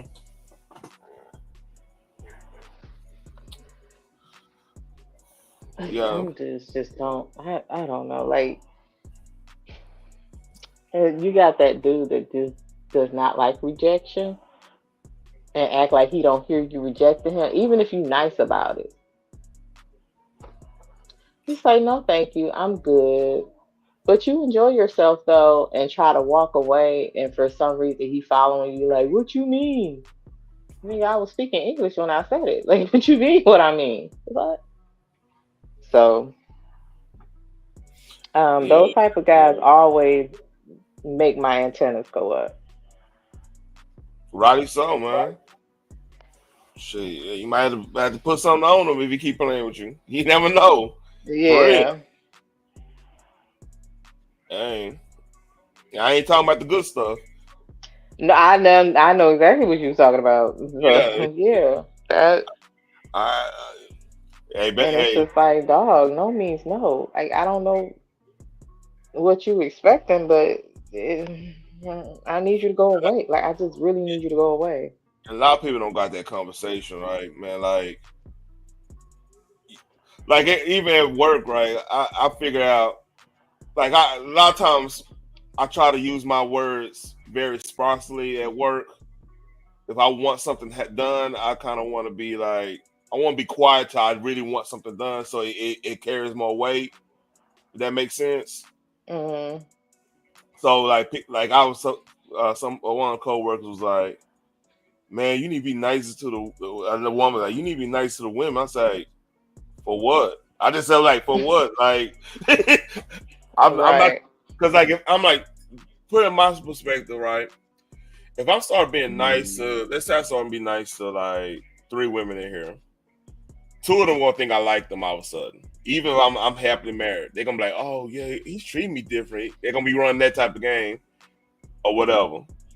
Because like, y'all got your hierarchy at work, we got a hierarchy at work. It's just always been that way. No matter what job it is, you're gonna have that type of system going on, social hierarchy, I should say. And I'm like, I just ain't playing it. Do not want to play that game at all, because that whole work wife, and I ain't playing none of that shit. Fuck that. Yeah, if you're in a relationship, I would not play the work wife game. Yeah. I mean, that's disrespectful. If I'm in a relationship, though, I'd be like, that's so disrespectful to my partner. Yeah. Like, ain't no way in hell. You see what ticket? There's something that went down. Something went down. I listen to that on. Me too. I'll be watching. Whenever I feel like getting yelled at, I watch Ticket. He be sounding angry for no reason. I'm like, ain't nobody even fucking with you like that. Like, why aren't you yelling? Relax. Like my mom was like, man, relax. Just relax. Hold up. Right. Like, I need you to, if you this personally involved, I need you to like do a test run because I don't feel like it. Like, why I got to get yelled at? I don't know, man. All right, let's listen to some more.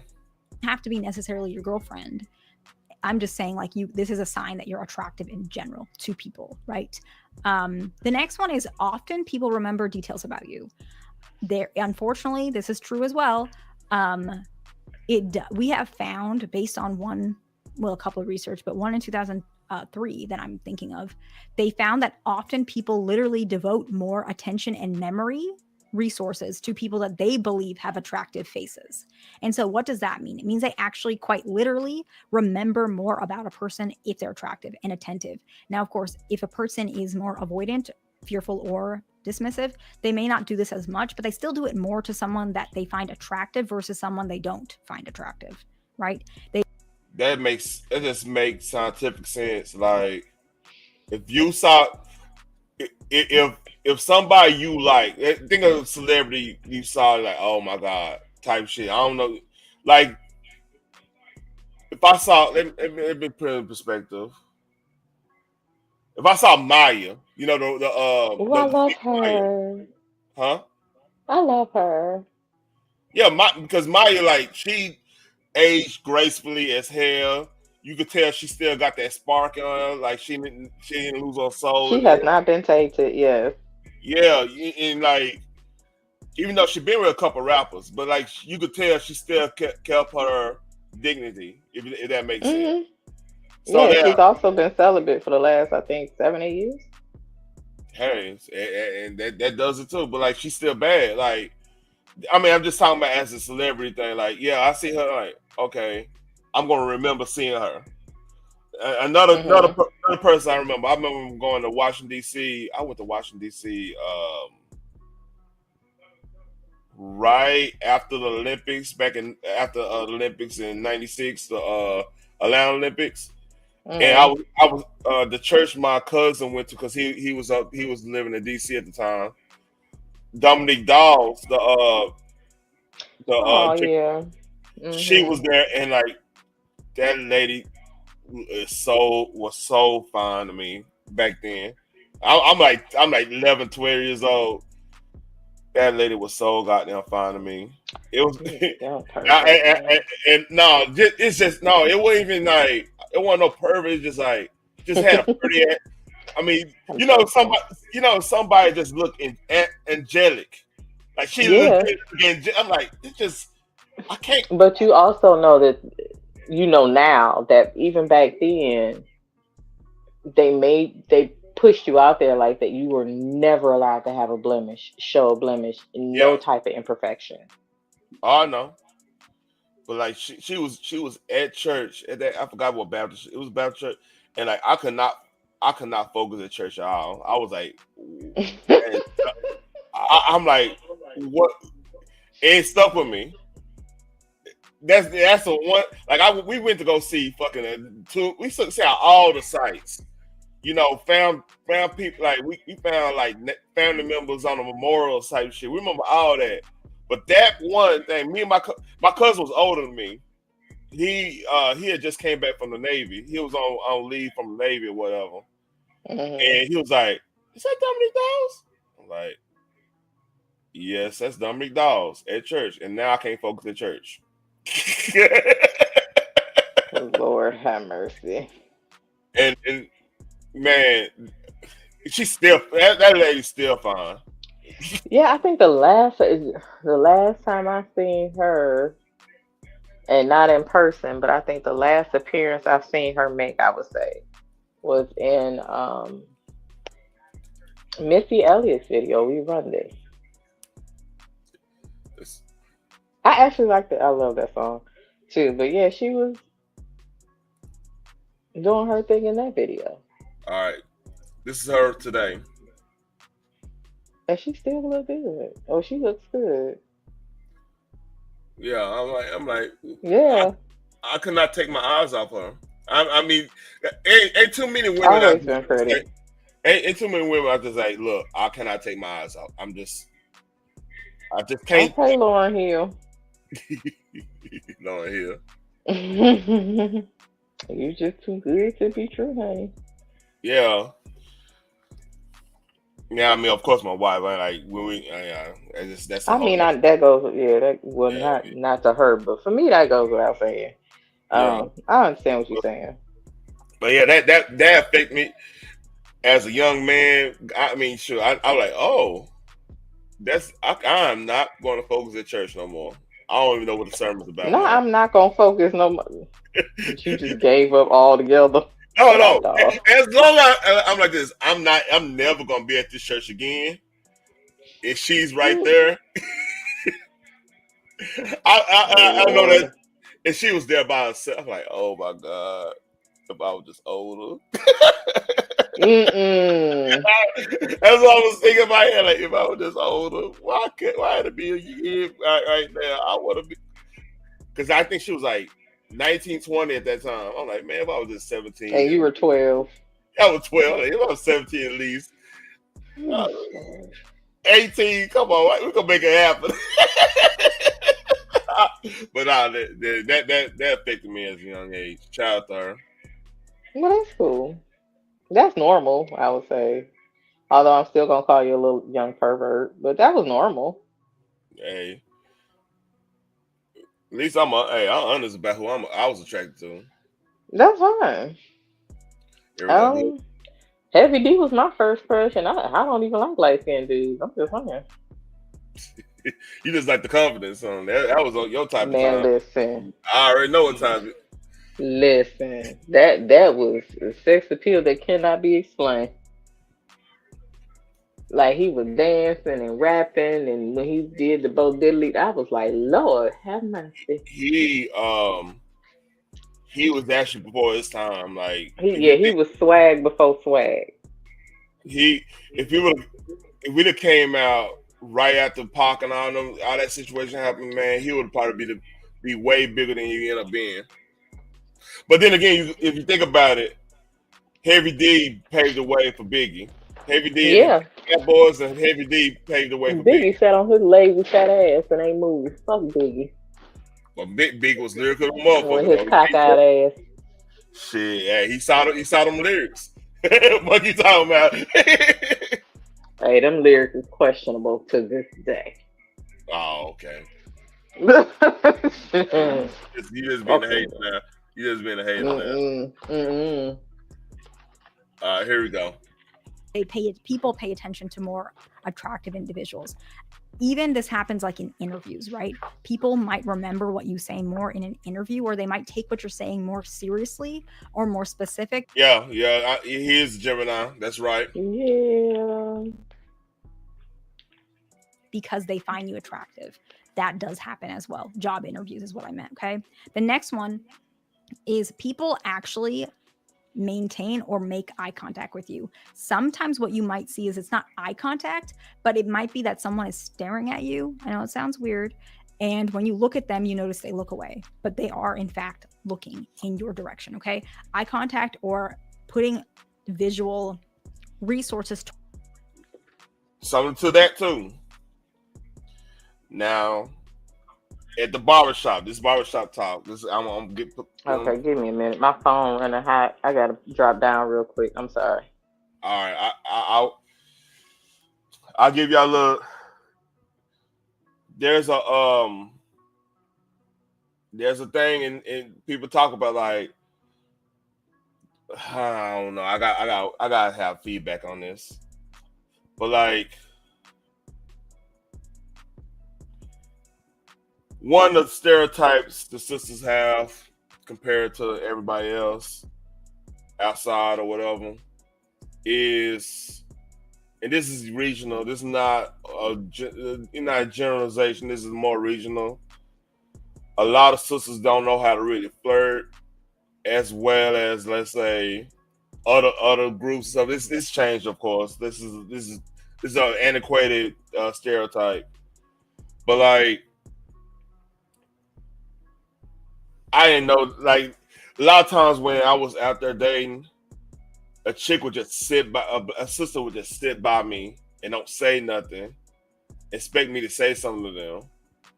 And I wouldn't say, sometimes, a lot of times I wouldn't even, I was like, okay, I'm not going to pay you no mind because like you want me to make the first move. And I, you know, do I really want to make the first move or not? No, I want to chill. I'm going to chill. It would be one of them type of situations. And I know it changed a long time because like social media kind of helped that in the early days where now that stereotype kind of got out and then people start opening up more. Like a sister would be, or oh yeah, talk, like how me and my wife met like at the Apple store or whatever.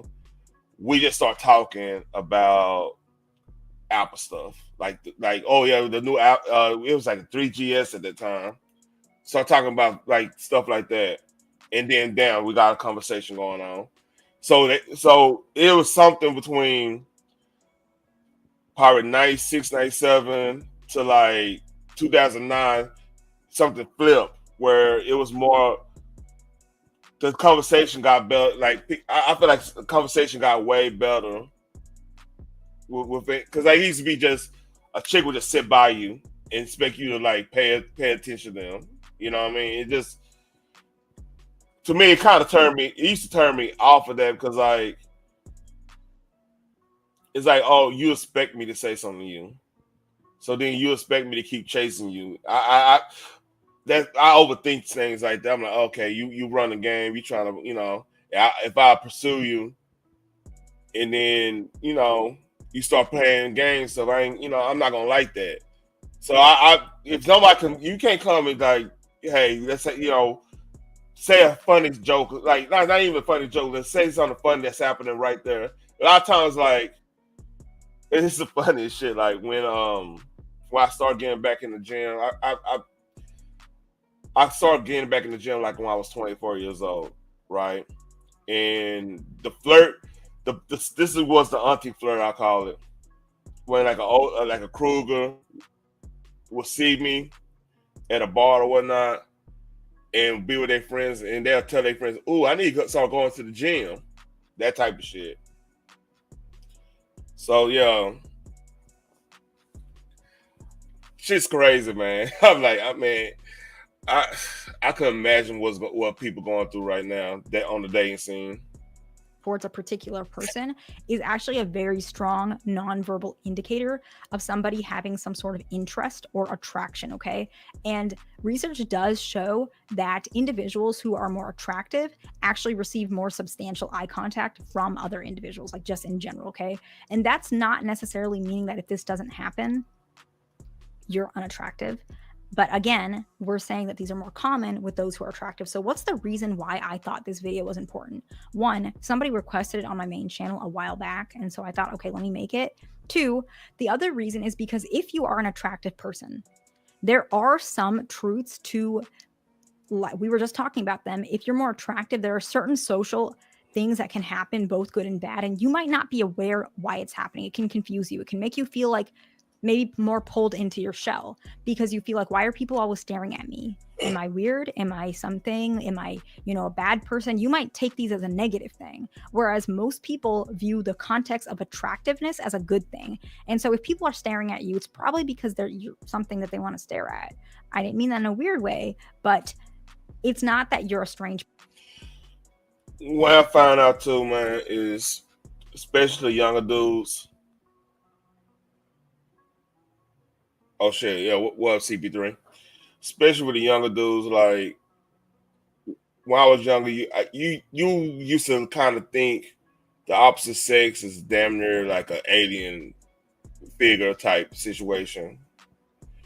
And the reality is the woman is just as scared, the girl's just as scared of you as you are to them. You know what I mean? It's the same dynamic. And on that level, just as in like rejection and if this is more on like the survival instincts on woman's side, like if this person weird, how the vibes are, all this stuff. It just, if I could tell my 19-year-old self now, right now, I'll be like, hey, get more in tune with yourself to a point where if you work on yourself enough, it will make a lot of those interactions easier. Because like the thing is, if you are like you're working on yourself and you are holding yourself to high regard, somebody else gonna hold you in high regard. You know what I'm saying? That's just how it works. And then like if you're taking care of yourself, it shows, and you dedicated something. Like no woman want to jump on a broke train. They want to jump on a moving train. You know what I'm saying? Like look at everybody that got like the whole saying have emotion. They got motion. I'm pretty sure it's about 10, 11 women around them wishing they could jump on that train too. You know, just off top. So I'll tell my 19, I say, hey, work on yourself to a point where, because I remember like I had a female friend, man, a long time ago, and I used to tell her, I was like, because like I never dated her or anything like that. I said, man, you know what? I'm gonna work on myself and you know, get myself in the gym, work on myself, so I won't have to do too much.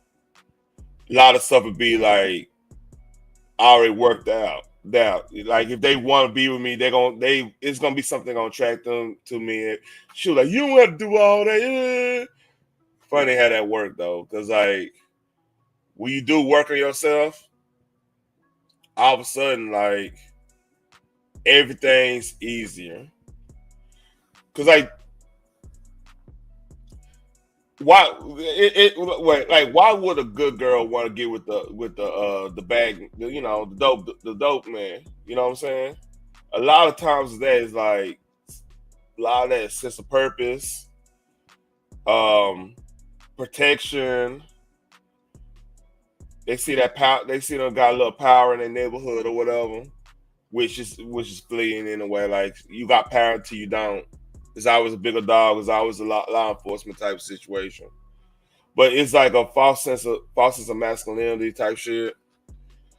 So if I told my 19-year-old self, I'm like, hey, you could legit be all that, not necessarily with as much money as they have. Not every dope boy is getting like the fucking $100 grand and all that stuff like that. But like you can work yourself in a trade or whatever. You can work yourself to have that, plus the peace and quiet, plus you can work on yourself so much that even if they come fucking with you, like you can handle that business if you have to. And inherently, women see that if they see you in a better, how I can say it. If they see you take care of yourself, they see you able to protect them and fix things and do this, a lot of the bullshit games just go out the window. Like, all right, I got you. So that's why I would say to my 19-year-old self on that. You there? I see you. All right, we'll go back a little bit so you'll react to this. With those who are attractive. So what's the reason why I thought this video was important? One, somebody requested it on my main channel a while back, and so I thought, okay, let me make it. Two, the other reason is because if you are an attractive person, there are some truths to, like we were just talking about them. If you're more attractive, there are certain social things that can happen, both good and bad, and you might not be aware why it's happening. It can confuse you. It can make you feel like maybe more pulled into your shell because you feel like, why are people always staring at me? Am I weird? Am I something? Am I, a bad person? You might take these as a negative thing, whereas most people view the context of attractiveness as a good thing. And so if people are staring at you, it's probably because you're something that they want to stare at. I didn't mean that in a weird way, but it's not. Why does she keep saying show me in a weird way? Like, because some people are uncomfortable as fuck. Like this is like, let's be real. This is the generation of I'm extra sensitive. And how dare you find me attractive? Type like, really?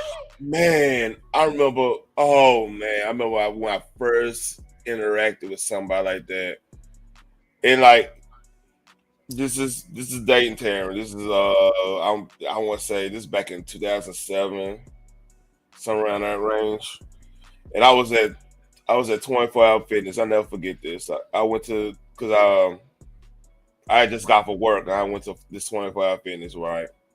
Mm-hmm. And I was in the sauna. It was like this chick, like I ain't gonna lie, she was a white chick, I ain't gonna lie. But like she was like gothic, you know, she was it's a whole meme of the big titty gothic chick. That was that meme. So I was like, oh, let me see, you know, let me try to talk. You know, I was on that type of time. That's so funny. And she felt weird because I thought she was, I'm like, okay.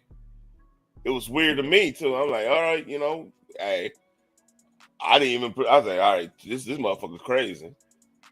Okay. And I'm like, what the fuck? I'm like, where is this coming from?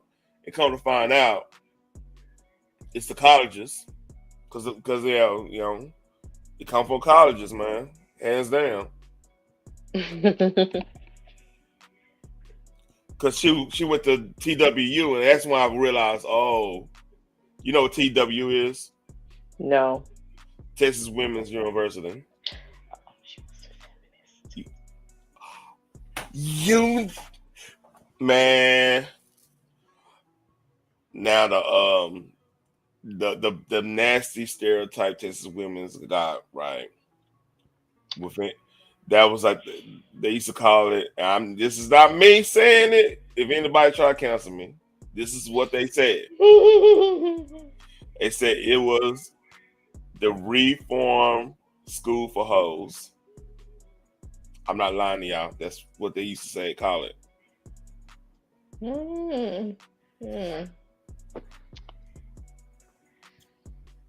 It's crazy thinking about it. Because I knew a lot of fast women fast girls that was in high school, end up going to that school, and that all of a sudden they hate all men. It's weird how that worked. No comment. She was a feminist. Let's read. So yeah. Not that you're a strange person. If people remember details about you, it means that they find whatever you're sharing to some extent valuable. If women are more friendly and relaxed towards you, it doesn't mean they're automatically putting you in the friend zone and they're not attracted to you. There is research that shows that people who are more comfortable around somebody is usually because they find them more appealing. And so these are things that can really help you. Oh, jealousy, another one. If men are like bullying you or they're putting you down to some extent, or they say weird remarks towards you, it's because they find you competitive in the sense of competition, a rival, particularly for mating in a bio. All right. Or that person could be just a bitch. I agree with that. Or it could just be that for me is the same damn thing. Okay, yeah. Because like I just ignore cats like that. I learned how to ignore people. If I'm on mission trying to talk to somebody, I found out it's more effective ignoring them and still talking to the mission instead of engaging with that. Would that make sense? Oh yeah, that would be your best bet. Because how dare you pay him more attention than me when you're trying to get with me? Like I'm gonna check out on both y'all asses. Deuces. You remember what was that? On Murder Was the Case, that the album is a song talking about cock blockers. Like, hey, they want to fuck you. They want to fuck your girl. And even you. Remember that? It be coming across like that sometimes. I ain't gonna even hold you. Yeah, shit crazy, man. You gotta be like, you gotta stand strong and stand for, you know, hey, nah, you know what? I'm talking to her. I'm not gonna pay attention to this motherfucker. Because if I have to pay attention to somebody, I'm gonna have to slap them upside the head or something. I don't have to do that. That was the mentality then. Psychological perspective, that you're going to take resources from them, such as having a partner to which helps them psychologically, and you're taking that resource away. All right, that's pretty much it on that. Let's see. Do I have anything else? Do I have it? Show that. Let's see. Shout out to Dominique Dawes though, man. I appreciate that sermon after that. I'm like, oh, got one more thing. So the Netflix boycott. I haven't seen this. So this is on Netflix apparently. That we know about you. You love to get up and dance. How about you break out those moves for your two biggest fans?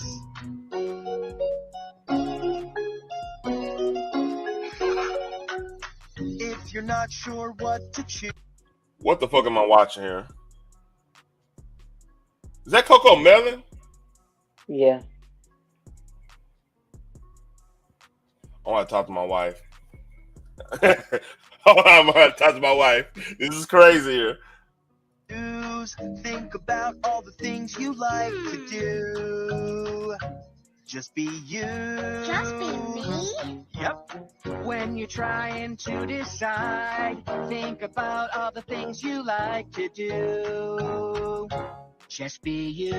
Just be me. Thing that So now they telling the kids that's exactly who they are. I want to talk to my wife. Make sure. I didn't know this part of Coco Melon. I didn't know this. This is new, though. I mean, they've been trying to subtly usher that in. I'm a little fucked up right now. You know what? It's weird that they doing this because my daughter's been loving that K-pop Dragon Slayer, Demon Slayer, Demon Hunters or whatever. Mm-hmm.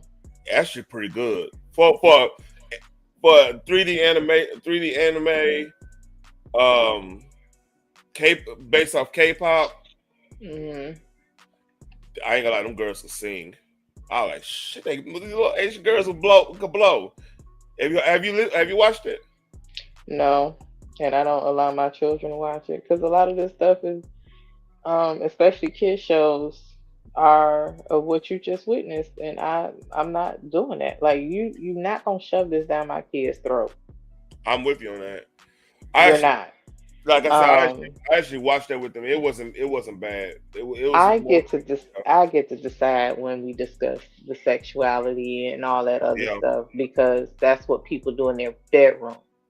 Bedrooms have doors for a reason. It's supposed to be private. I don't give a damn who you fucking, but you're not gonna convince my child that that's what they should do.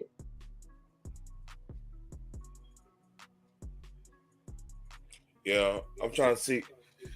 Yeah, that's crazy. They got that Coco Melon on.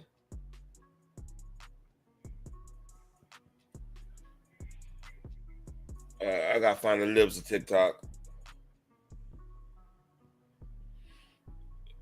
All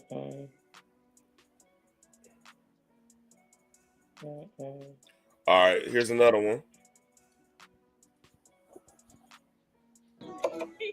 Okay, I've got eyes on the cake. Flowers are inbound. People, where's my glitter? It's Cherry Chet reporting from the wedding of the year. Everyone's favorite karate instructor, Sensei Dave, will be marrying mixed martial arts champion Jiu-Jitsu Joe. He's the undisputed.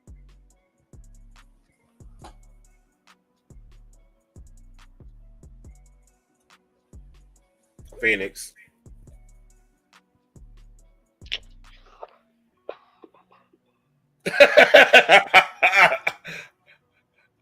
I'm shocked. Are you really?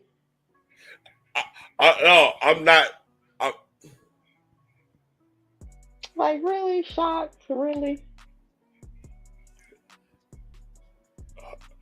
You know how everybody start figuring this shit out, right? Because let me find a Netflix. But you know who would try to convince you the most that they are not coming after your kid? Rainbow Men. I don't know where you get this this idea that we want your children. Really? You don't see where I would be concerned with that, with all this stuff that. Okay, cool. Well, guess what? You don't have to worry about why the fuck I'm worried about my kids, because you ain't had none. I'm trying to find. You won't get mad. So here we go. Elon Musk urged Netflix to boycott for a show that ended 2 years ago. All right, so apparently this Dead End Paranormal Park, which hold up, my mouth dry. My mouth dry as hell. Seems like it.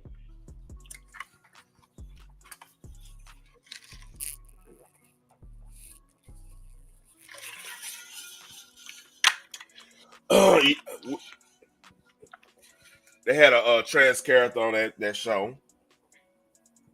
They snuck that in there. So the show creator Hamish Steele shared his blue. Oh shit! So basically, this dude who created the show, he I don't know if it's a he or anything. I'm a little confused on that. You never know. They said something about Charlie Kirk, so this has been like a slow roast type situation, you know. Mm-hmm.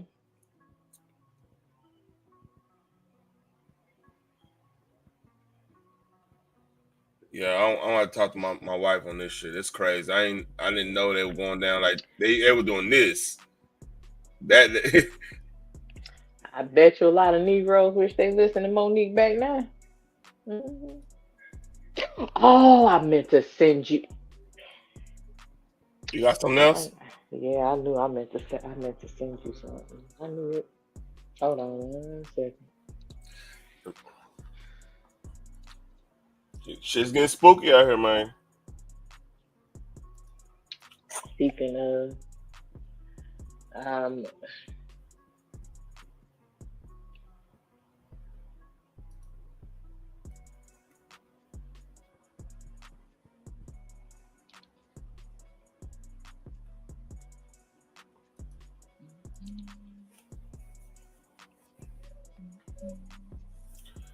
right. Love the instrumental on it.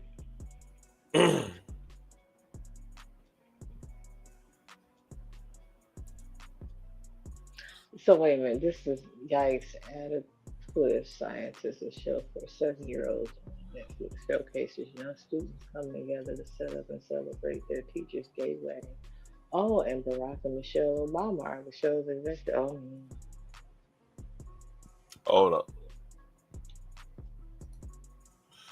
Shit's crazy, huh?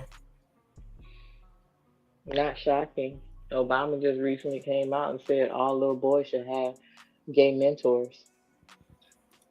I'm not sure why that's important, because he literally listed the characteristics of that particular professor or teacher, however you want to say, but then made him being gay the most important. I don't understand how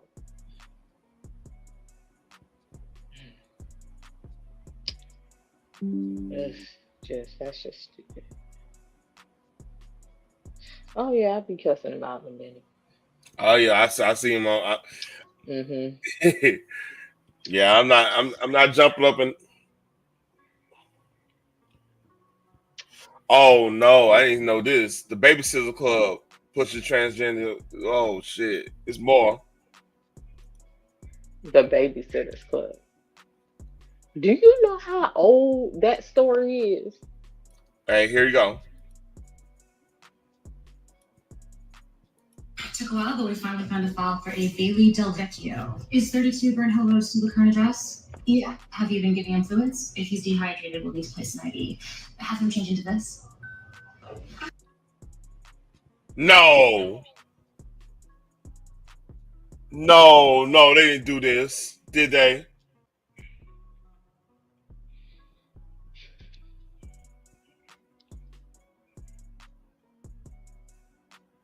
Holy shit. Holy. No comment.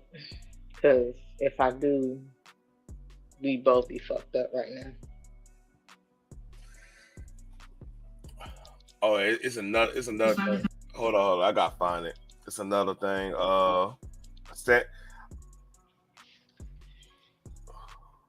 And these are kid shows.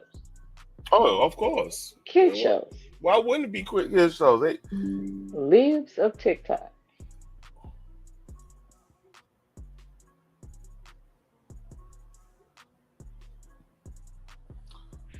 Then they try to excuse, oh, transgender has nothing to do with sexuality but about your gender. Why are you attacking their gender? Makes you think. Like, why they have to change their gender? If they feel like, I feel like murdering people sometimes. Should I just go out and do it? No. Yeah. It's something else. Hold on.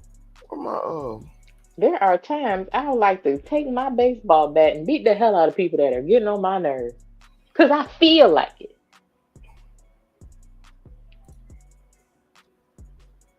Don't make it right. All right. I got one more. This is standard routine.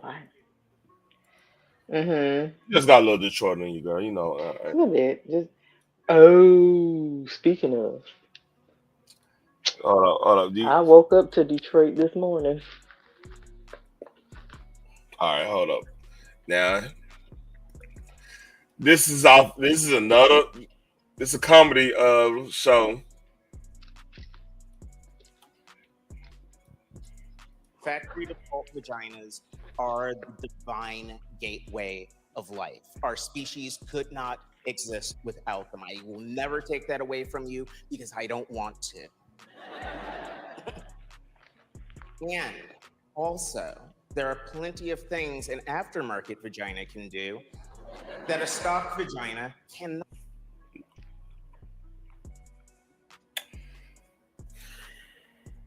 I highly doubt that. You just call my vagina a stock vagina.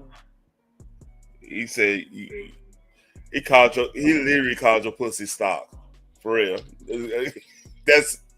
I'm sorry. I don't mean this is his words.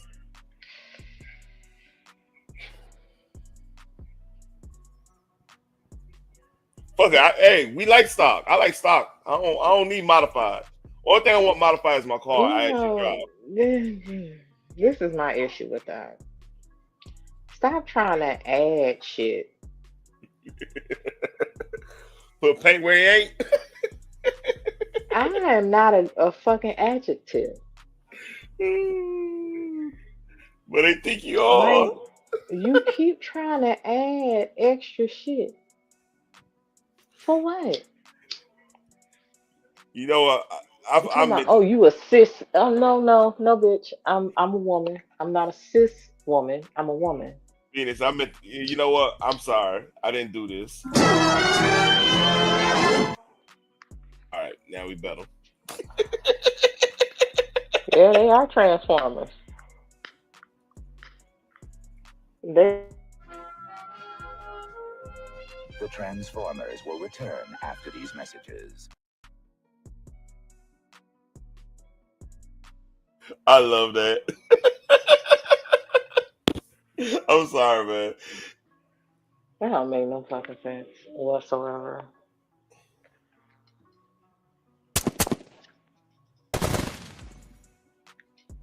That might be bad taste. I'm sorry. A stock vagina. Like destroy. Also, there are plenty of things an aftermarket vagina can do that a stock vagina cannot. Like destroy the fabric of Western civilization as we know it. Only he does that.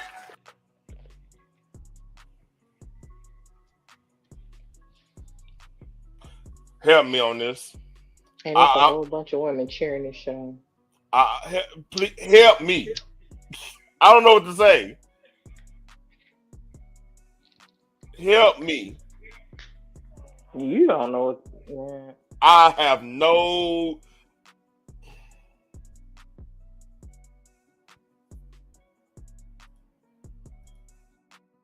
We bring in the studio this morning one of the gay rights activists, Mr. Should I call you Mr? Pepe Julian Onzima. Thank you for coming in. Thank you for Good morning. Morning to you. Why are you gay? Who says I'm gay? You are gay. You are a transgender. Why?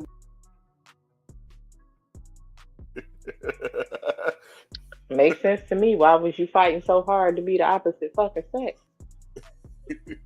To still be with a dude. Like, that makes no sense. I just gotta keep on playing drops. It is talking about, well, I'm a gay man. I feel like a gay man. You confused. You know what? Nope. I don't know why you're doing this to me. I ain't done nothing. You had sex with Willa Maskin.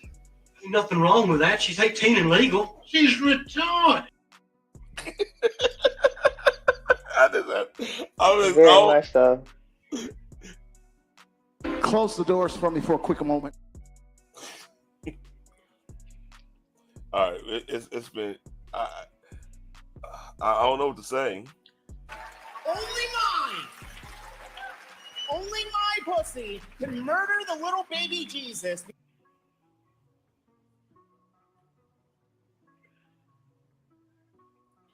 He's not just this motherfucker just did not say what I think he's about to say, right?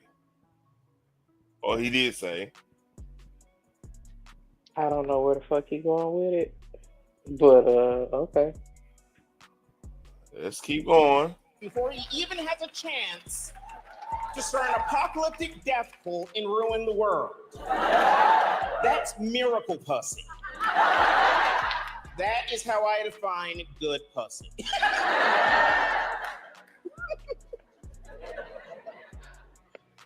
That's not even fucking funny. Not in the least. Not in the fucking least.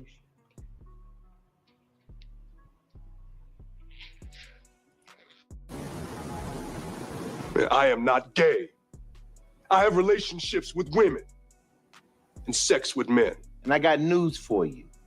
That means you're gay.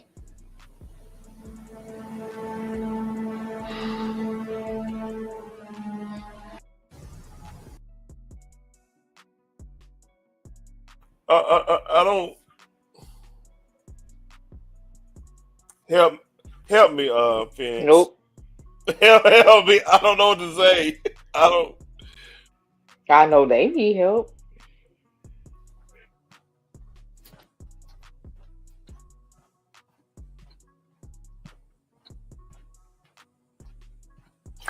I love refrigerators. Substance of God in their life, clearly. I can't help you. Yeah, put them in the church and do this. Close the doors for me for a quick moment. Listen. They do need one of those moments. I ain't gonna even hold you for real. And a lot of people talking about, oh, he can't pray the gay away. Okay, cool. So let me get this straight.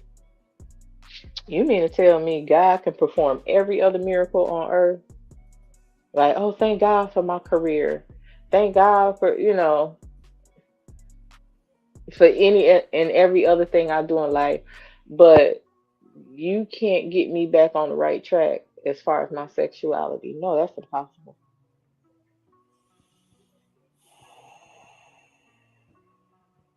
Man. Okay. Not the great I am. Oh, okay. Let me be quiet though. You do you, boo boo. Yeah. I can't keep letting Satan do his job. He convinced Eve to bite that apple.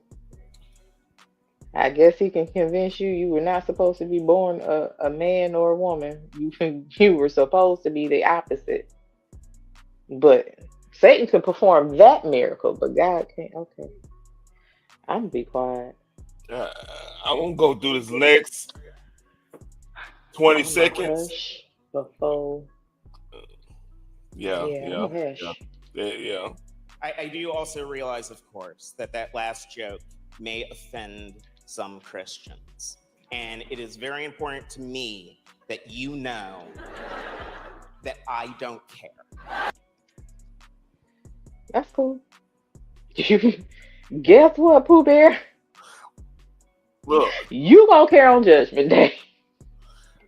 I'm gonna be. And your entire tune is going to change. So keep not caring. I don't care more than you don't care. So okay, hold on. Let me get this straight. Now, if you want us to modify the way we speak, you want us not to make jokes or have jokes, like even the whole Dave Chappelle situation. And he didn't say anything offensive. And you destroyed that person that to the point where they unalive themselves.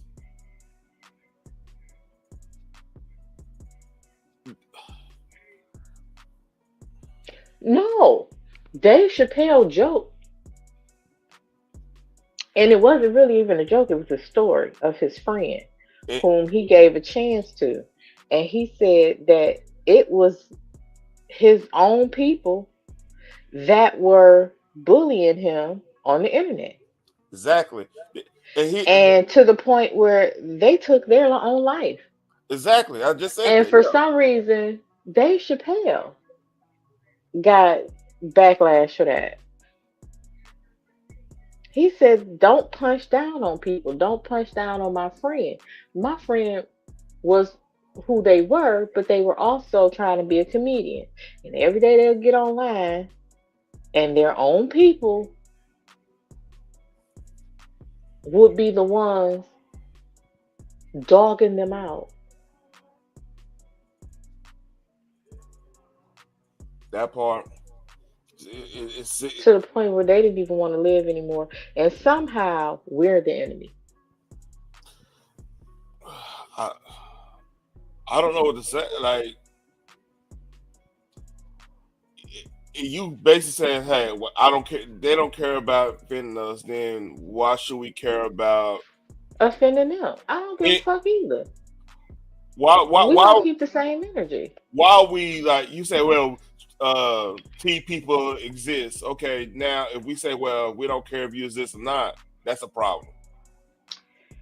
You know, it's always gonna be something. Listen, the issue about that is you're not gonna accept me for who I am. My baby, you did it first. That part. So now you want me to participate in a lie just so you can feel better. You didn't accept you for you. You can't get mad at me because you decided that bullshit. I didn't decide that for you. Amen. You gonna get mad at me for not participating in a lie. I ain't lying for you. I don't even lie for me. Why would I lie for you? So like I said, the problem is like Blair Wright is probably the most popular trans on the right. You know what I'm saying? And like everybody give them respect like a motherfucker because like they calling out. You know what I'm saying? And they got respect. They calling out like, hey man, it ain't, don't force this and everything. A lot of people just really want to just live their life and don't feel like they're being compelled to say certain things or not. But like, it's always a political wing of these groups and stuff. Like if you go look at the statistics, not statistics. You actually go talk to people like in the LG and B. You know what I'm saying? Mm. They ain't really rocking. Oh, I with it. like that joke too when he did that. Oh yeah, that's hilarious. I saw that shit live because he was on that tour. Alphabet for alphabet. Yeah, that was hilarious. And I remember back in the day where the L's and the G's were called the B's confused. Pick a side. Pick a side. Now they're called pansexuals. Well, I'm like, ain't that the same damn thing as the bus? The main one. I'm sexually fluid. Okay, that's dangerous because that means you would do anything, not just anybody, but anything. Yep. I'm good on you. Y'all so confused. You need to pick something and stick with it. Phoenix, you know what though? They used to say that the slippery slope was a fallacy, but then they kind of proved the slippery slope because like a lot of people when the gay marriage thing hit, one of the biggest arguments on the right was like, okay, it was two arguments working simultaneously.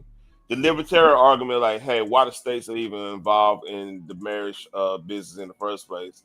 Make it a contract. You make it a contract. You're gonna renew your vows anyway, so do like every 10 years or whatnot. You renew your vows, and then just like we just take the state out of marriage in general. That's what the libertarian stance was. And a lot of the intellectual conservatives, like your Ben Shapiro's and them, they were saying the same thing because like it's problematic to have to stay involved with marriage in the first place, just because of like the divorce.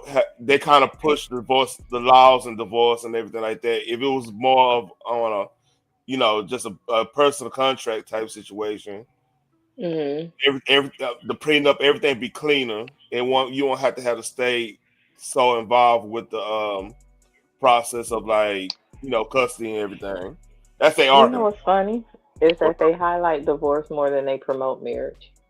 Of course, because it's more money in divorce when it comes to lawyers and stuff like family law and for lawyers, yeah, but not really for anybody else. Like a two-person household, and they're both out here working 2 incomes. That's more money in the household. They're not out here living check to check. So that means they're going out. They have more savings. That means they can spend more money, and that stimulates and strengthens the economy. But the divorce just stimulates and strengthens divorce lawyers' pockets. And what they thinking, because they don't pay taxes. They know how to get around it. They're lawyers. But you gotta look at it in the industry standpoint, where a divorced woman is more likely gonna get back in the job force, or more likely gonna make her money, and plus takes part of the money from the husband that got divorced. So then you got the state hands out. They the middleman in that whole situation in a lot of cases, right? For alimony and everything like that, they end up becoming middleman. Then on top of that, now you got they pay like a joint household. You're gonna pay less in taxes because like you take care of kids and this and this and that. But if you separate and you still got y'all both making a lot of money, you're gonna get more. They're gonna have to tax you more because you're not married. But like you still gonna have tax credits with the kids and everything like that. But your tax rate is gonna be higher. That makes sense. So it's a big time racket. Plus, then Democrats got like most divorced women gonna probably lean left in the first place because like you're gonna go opposite of what your man is in a lot of cases when that divorce happen. So then you got the bitter woman that's insecure about society because she failed in marriage or whatever. No matter who failed in marriage, divorce is failure. That should be seen as a failure in the relationship on both parties. A lot of people do actually look at it as a failure. Yeah, to be honest. So now you got a bitter woman that's gonna be a big time donor in your party. They can't lose that. So therefore, promote more of the bitter woman to lead your party, and you'll have a base. Mm-hmm. Because a lot of women look at the stuff like what women like what a lot of women like to watch on TV, like the dramas, the crime saga series, like the Snap and all that stuff. Lifetime movies. You know, it's more social. It's not more. It's more subjective, not objective. If that makes sense. Like, well, so it goes on the whole psyche, and like if you get so many bitter women and part of your party, that then now that's a narrative about the patriarchy. That's how you get your feminist movement. There you go. Because yeah, of course the patriarchy is bad because like your patriarchy didn't work. So all the patriarchy bad. It be that way sometime, I guess. Yeah. And plus, most of these women are gonna be past their prime per se. So they you know what I'm saying. You know I'm telling the truth. They're gonna be past their prime, and then they're gonna be like, well, and they're gonna steal that poison in the young. That's why the young women are awkward in a lot of cases, because that poison. Mm-hmm.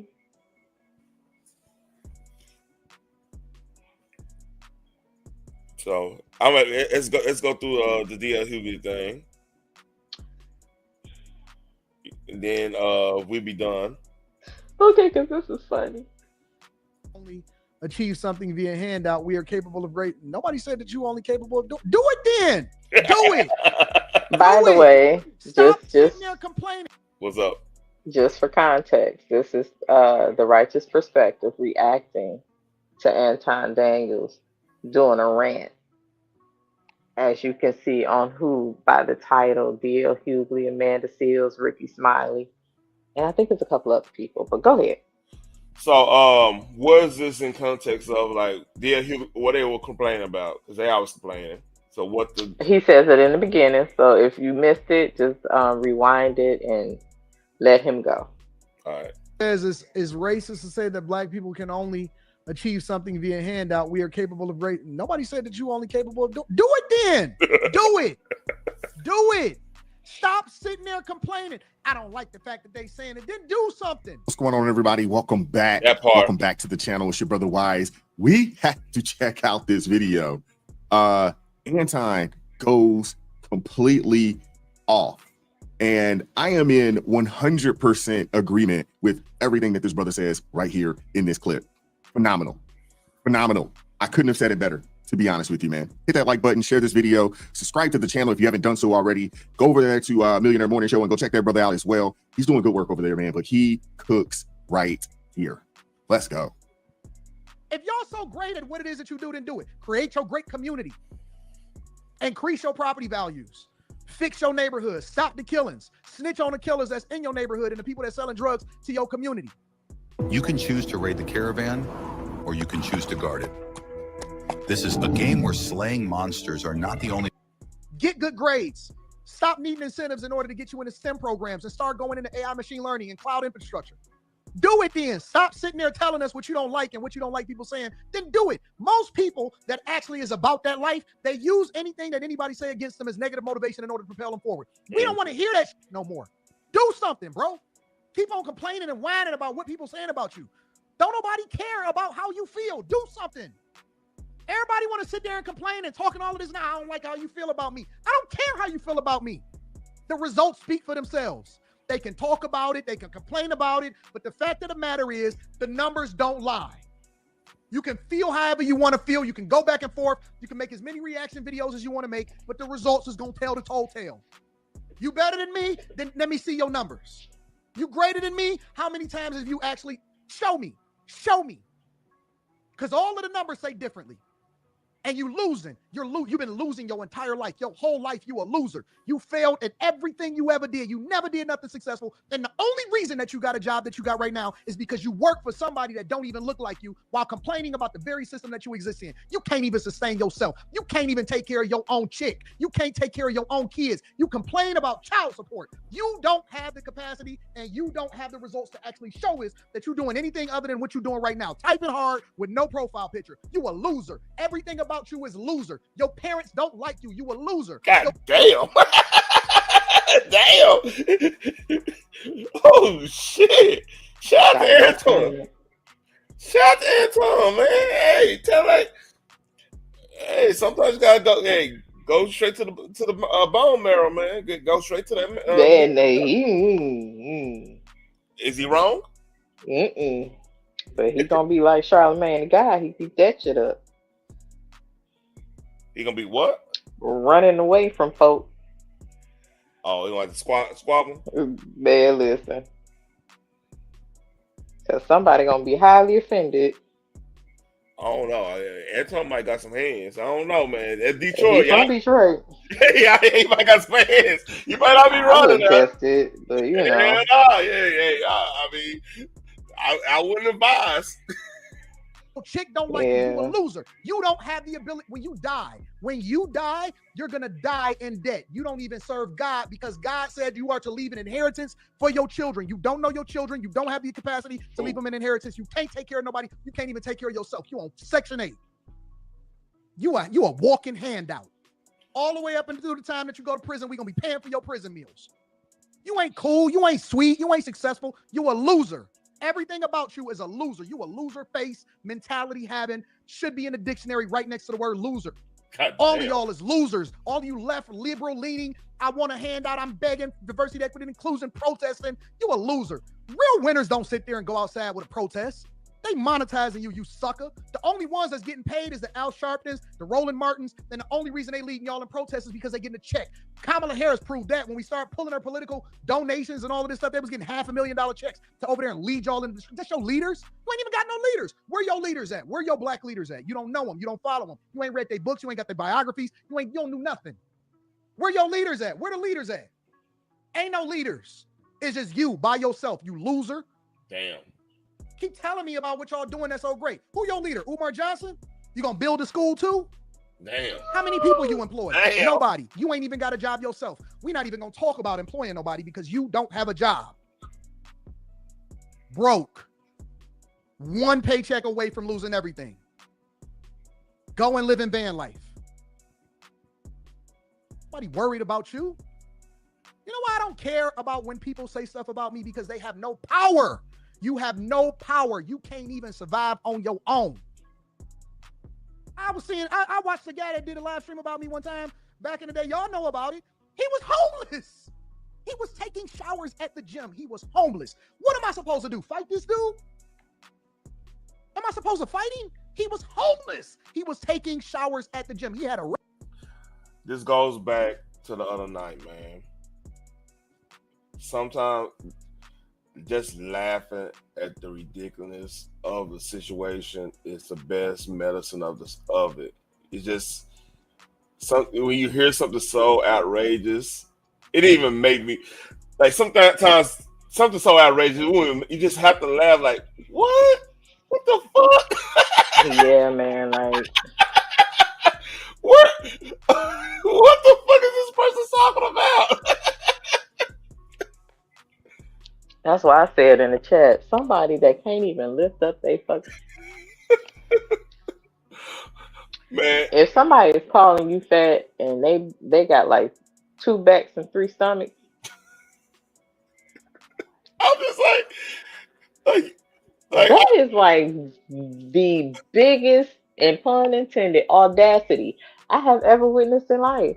I'm like, you know what's funny too, man? Is because like this, I'm using that as, I ain't gonna lie, I'm using that as motivation. Like I said, I'm putting that comment in actual attractive woman math so it can motivate me better.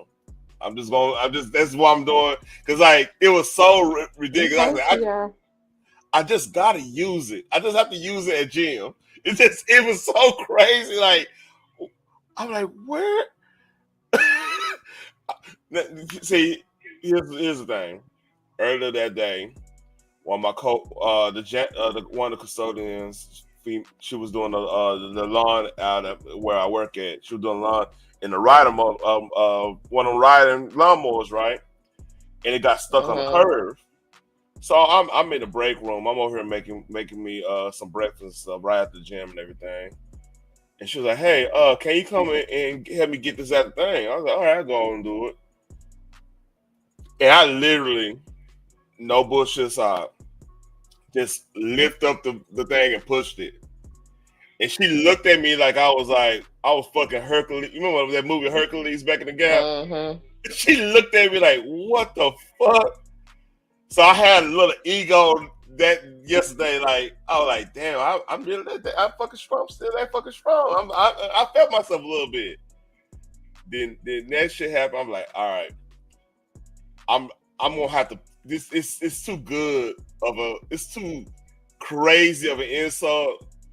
I gotta put it somewhere because I do want to lose. I do kind of want to get more cut up. I've been on the getting back on the cardio and I've been doing cardio, but being more enthused about doing it. As you know what I'm saying, I'm doing like more hits and everything, trying to make tighten shit up. I'm 40. I want to make sure everything good still, which there is. Right. Beside the point. So I'm like, I gotta use that. I gotta use that motivation, just because, and it was so ridiculous. That's why I just laughed. I was like, what the fuck? But that's well, let him keep going. All right, my bad. That was hilarious. Yeah. Record.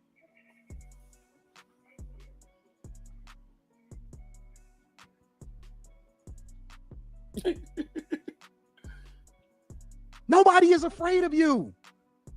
Newsflash. Nobody is afraid of anything that you got going on. Nobody. Nobody.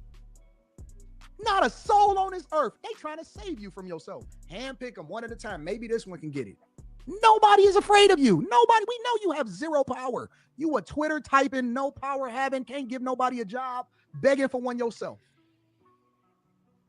The body scanner reveals the brutal truth about your body that your regular scale will never tell you.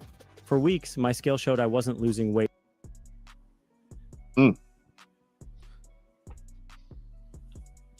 My, oh my, have you fallen from grace?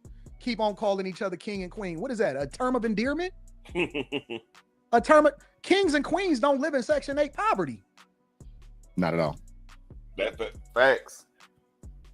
I didn't know that kings and queens was living like paupers and is looking for federal handouts. Man, Banging in the hood that you ain't owning no property in. When the last time kings and queens sold drugs in their own community and was giving props to people that did so? When? You're uneducated. You behind the 8 ball. You make less than any other group, but you've been here longer than any other group outside of white people. Every year, the community gets worse and worse. White people are losing. How sad of you to have ancestors who had a leg up and you are on government assistance. My white hairs are absolute losers. I love it when I see some of y'all walk around with your septum nose rings and your super sassy shorts on, and you're sitting there having a conversation. You and your blue, red, green, rainbow color hair. Come on now. You in the same boat as black people. You ain't no better. You a loser. You are a scourge on the earth. Damn. I don't respect none of y'all. I don't respect a word that you saying. What you gonna say to me? You gonna give me some advice? You gonna show me how to build my YouTube channel up more? You ain't got nothing. You ain't did nothing. You ain't never built nothing in your life. How you gonna take advice when complaints go up, not down? What I'm gonna do, talk to you about my problems? Not impressed by y'all. You can't even pick a decent hero. All of your heroes is comedians. Who do you follow? D.L. Hughley, Ricky Smiley. Ricky Smiley? You talk about the dude that didn't even know how to raise his own kids in a rightful manner? Damn. All of their kids, think about it. All of your leaders' kids is f***ed up. Let's just have a real conversation. D.L. Hughley? This nigga got checked by Monique and couldn't even defend himself. He had to have the black community come to his own rescue. How he gonna have a conversation sitting there with a cigar in his hand like he tough, talking about Charlie? That's all facts. Damn. Oh, that hit the that's a 30-out sit, hit the bone marrow right there. God damn. Ooh. Shit. Yeah. See why I was reminded as soon as you said oh yeah, I knew it was something I meant to send your ass. Hey. That was a lot. Man, Anton got the high spade, the high joker, low joker, both deuces, and the ace. He's like, look, man, look. Whatever y'all got, y'all setting. Y'all ain't got nothing tonight. Y'all setting, you ain't got nothing. Y'all got nothing tonight. It's done. Nigga, defend yourself against Monique. Monique had you by the collar. He had to call in the cavalry to save himself from Monique. D.L. Hughley? We had to stop her from going in on your family that was broken. And I was on DL's side like, oh man, free Jason, please don't destroy D.L. Hughley. Amanda Seals? That's who y'all talking about? Crash dummy Amanda Seals? Amanda Seals. She can't even get 400 people in her own live stream on YouTube, and she was on a national TV show. I'm just waiting on to say Drake about losing. This chick went from He is Jubilee never to a leader, 300 honey. people in her So live that will stream. never happen. She done had every opportunity that you can ever think of from any woman that you can ever see in your entire life, and she fumbled them all, and you're following her. Cold work. 20 versus 1. Shannon Sharp. Facts. The people that she used to work with don't even work with her no more. Damn. Looking strung out, looking just like a crackhead. I seen a chick that looked like her the other day that was walking down the street. She asked me for some change to catch the bus. She looks like a crackhead. That's y'all leader? Why? Because she let her hair knot up a little bit? She done walked around with privilege her entire life and fumbled every single bag and every single opportunity, and you sitting here walking and following her. Who y'all gonna follow? Tiffany Cross? The chick that got fired from MSNBC and was never able to cover? Let me guess. Joy Reid is your hero. Oh. Joy Reid, not even from here. Parents is immigrants, came over to the country, had all of the opportunity in the world, can't even get to 300,000 subscribers and had a leg up, had a whole network backing her and can't do nothing. Your leaders are losers. Everybody that you follow is a loser. Everybody. Everybody. Can't mess with nothing that we got going on over here. Not nothing, not one. Crushing your dreams every day. We destroy you because we outwork you. We got we got a better family structure. We ain't out here living zesty lives. This is what the world's most advanced PC looks like. All of them ain't married, crumbling situations, divorce, kids is toe up, everything. And these is y'all leaders. These are the people that y'all follow. Ain't got no fruits to show you. The Lord said you would know them by their fruits. Yep. Yep. All of them is trash. Trash. People in their own party don't even mess with them. You're divided. You're broken. You're broke. Begging for opportunities, and all of these niggas is broke. All of them is broke. All of them is broke. And the only reason why the women leaders and the Democrat, all of these Democrat conscious and socialists and all of these people, the only reason that they not dusty and they not homeless is because they got a man that's helping them and they giving up that box. They can't survive on their own. They diversity, equity, inclusion in their own relationships. He didn't say the other thing. They got white men. He didn't say that part. No comment. He didn't say that part. Can't survive on their own. Dusty. All of them are dusty. All of them. All of them are dusty. Every last one of them. If they not rapping or dribbling the basketball or shooting a jump shot or running the 50-yard dash, you a court jester. You're a form of entertainment. That's it. You ain't never built nothing in your life. They got all of these degrees, but can't find a job. If they so complaining about the white man, then why are they sitting on a white man's platform on YouTube? The only reason that they got a voice is because the white man allows for them. They on X typing hard on Elon Musk's platform. They on Sergey Brin's platform, YouTube. Go over the fan base. Go over there with them. Get off of TikTok. Get off of YouTube. Get off the white man's platform then. And build one yourself and stay in your own community. Always looking for somebody to give you a handout. Whining like a little hoe. See, and the other part was I never shout out to Boogie, man. But one thing, like I probably never gonna the whole hey, well they got this. We need to be getting this. And I'm like, man. I mean, my part is like, hey, man, I think we're looking at it wrong. Like what Anton's saying is right. Like, look, man, we got to get our own shit. If you're gonna do it, you gotta do it, or you gotta be building. You can't say somebody looking at it wrong because that's their experience. The I thing know. is, you can just say, look, I get what you're saying, because when you say you're looking at it wrong, you're dismissing. I may, that's a bad choice of words. I wasn't really confident on that choice of words. It's different perspectives in that aspect because even like when Jim Crow was hitting, right? Not every southern state acted the same. Like Bama's gonna be a little bit. Bama and Mississippi's gonna be look way different than like Texas. You know what I'm saying? Now, I mean, you had aspects like Dallas. It was bad, but Fort Worth, it was a military town. So like shit, everybody was like, look, man, we might have to go to war. We might not even be tripping about this damn race shit. We might be going overseas. Russia tripping. They on that type of right. So it's different. That's why like Dallas Fort Worth was just totally different mentality. That's what we was talking about on Amsterdam, but that's another story.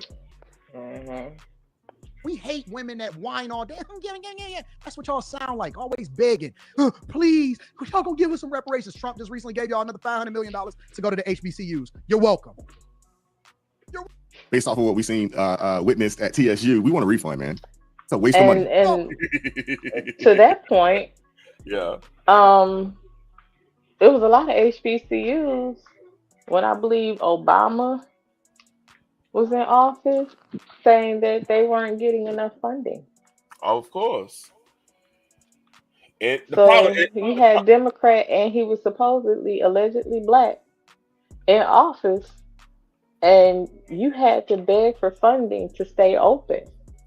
Nobody said boo. Not even the alumni was donating enough because they pretty much abandoned the dream, man, of the next generation getting a go. I don't be 100 you. But he pushed millions of dollars behind the rainbow agenda. The HBCU system, the greatest way they could have built upon that system and made it way viable, especially during the time frame of 2020, everything, if they would have listened to fucking Dion. Dion had a vision. And that might be the death knell of the HBCUs, real shit. Because I got families that went to Southern. I got family went to Grambling, PV, Texas Southern, all Tuskegee, Alabama A&M. I mean, all across the SWAC and MEAC, but MEAC don't even exist no more. But I mean, like I said, one of my cousins went to Howard. That's why we went to DC that time. So the problem I have with the HBCUs, right? I don't think they don't fully understand the market. You know what I'm saying? Like, here's an example, right? Grambling. Remember when Art Browse had that situation in Waco, the whole Ken Starr thing? Somebody had a bright idea to bring in Art Browse to Grambling, right? The niggas had fits. Like, we ain't bring no white man. I'm like, dumbass. That's a niche in the market. You could literally be. This is what you could literally do. All these coaches that have scandals or whatever, and they need to redeem themselves, just like how like these players that had scandals and then end up going to Jacksonville State, where like that's where Cam went before he went back to Auburn and stuff like that. That they end up getting so big now they are D1 school. They consider D1 school now because of that. So what I'm saying is, if they would have had the foresight of like, okay, we need eyes on our product. We need any disgraced coach or whatever. we're gonna give them a chance. White, black, Mexican, whatever. We're gonna give them a chance because like the foundation of the school is gonna be black no matter what. It's gonna be black mostly anyway. But so hey, you're not gonna lose the essence of that. It's always be a couple white boys playing for like a Grambling or you know one of HBCUs anyway. So you're not losing. Just go and make your some of this stuff what's the word? A reform way for these coaches that lost their job on some BS or whatever. They could go and revamp their you bring eyes to the product per se. Right. And that's more money. But the thing is, they so caught up on the black, white, and all this stuff, right? They're so caught up on all that shit. They lost track on the business aspect. So, but then complain about not getting enough funding. But that's literally what alumni is for, though. But hear me out on this, right? Let's say they did what Dion said. They made like a major conference for the HBCUs, right? And then I want to add a little bit to it. Let's say you have a 24 team conference, and you break it up in like 14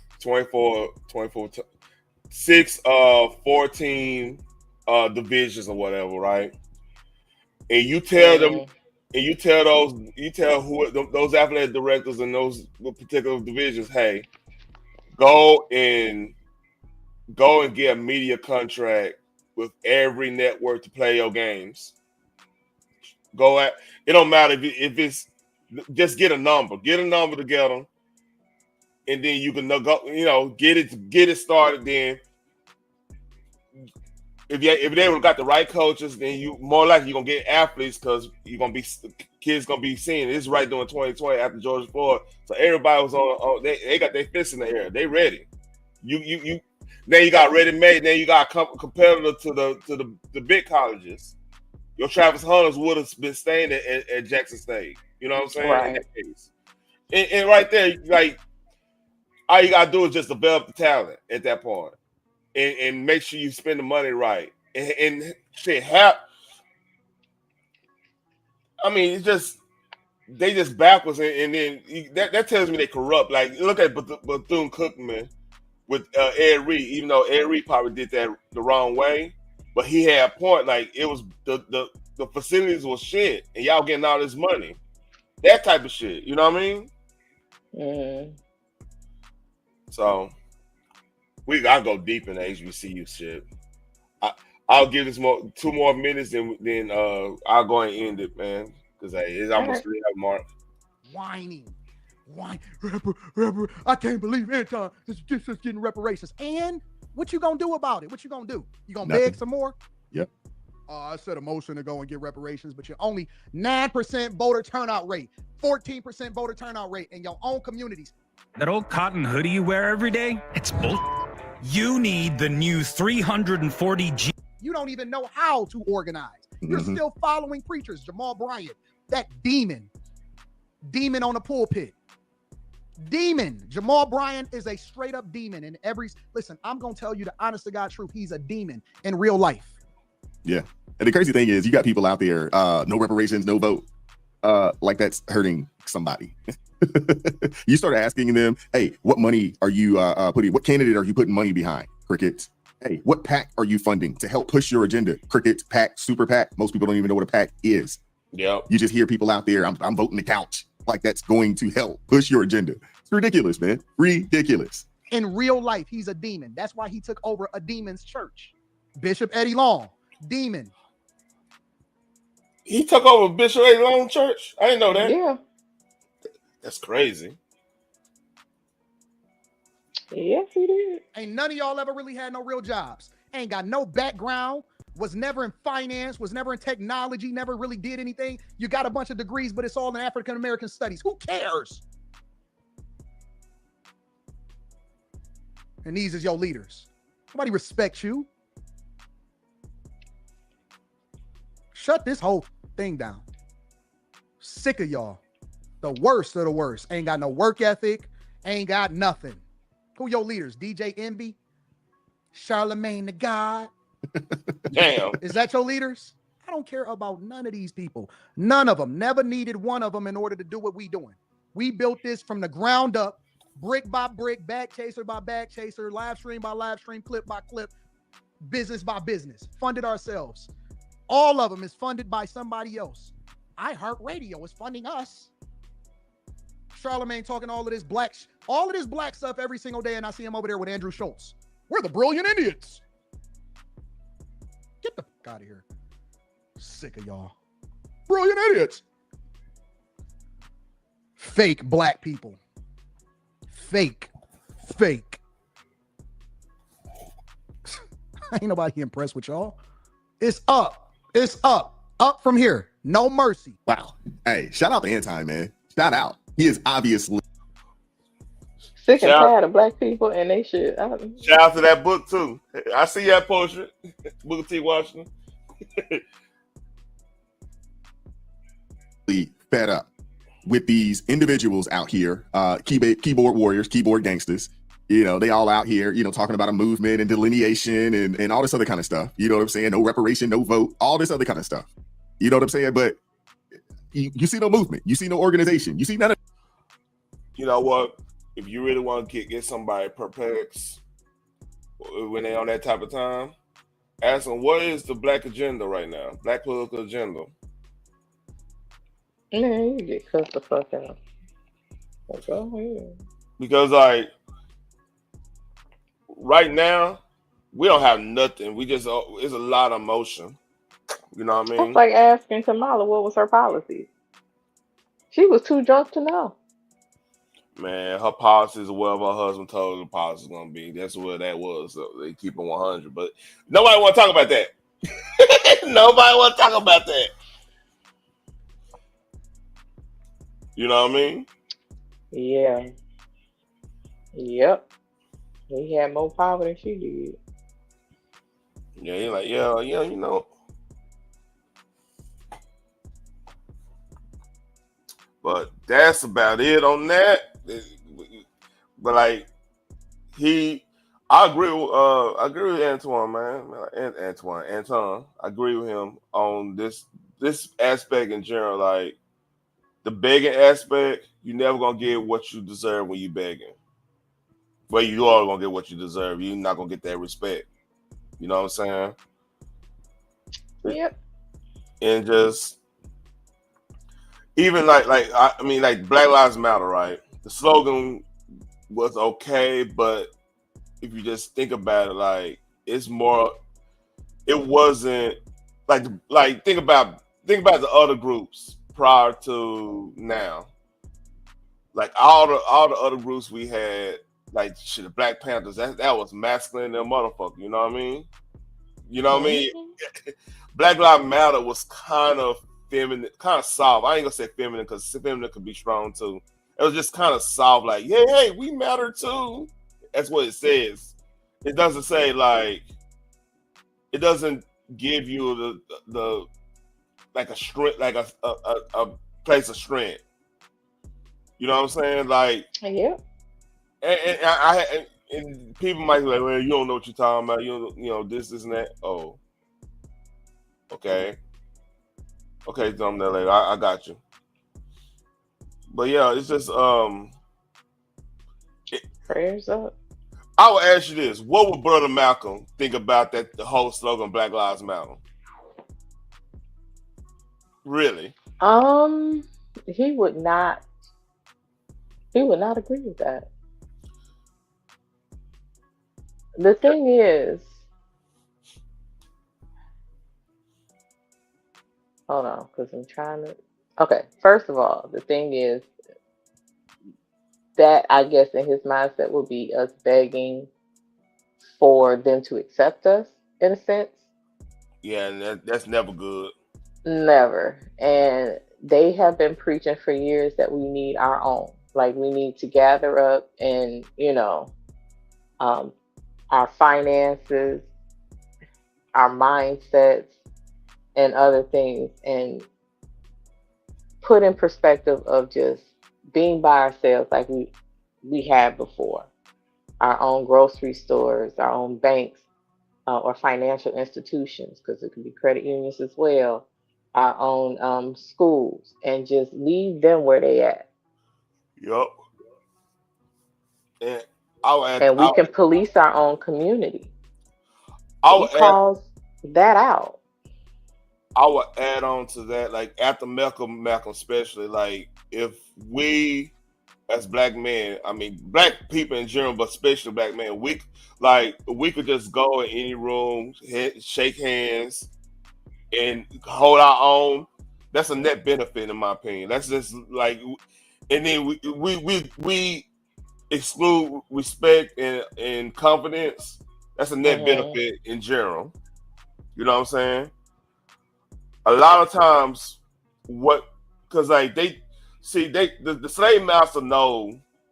I'm about to give a little pro black. The slave master know the dynamic between his slaves. He gonna know that. And one of the things that been built in is there is a mistrust between the sexes in general, and that been going on since we got our ancestors got on the boat. You know what I mean? That's just what it is. They separate. You know, when our ancestors can't protect, my granddaddy can't, my great granddaddy can't protect his wife. You know what I'm saying? From the slave master son, it's gonna have a deteriorating effect, which we have to. That's one thing we just have to overcome. If we want to say any ghost of slavery, that's the main ghost. Our women have to look at us as a place of respect, same and vice versa. And it can't be whataboutisms. It just have to be, if that makes sense. It's like you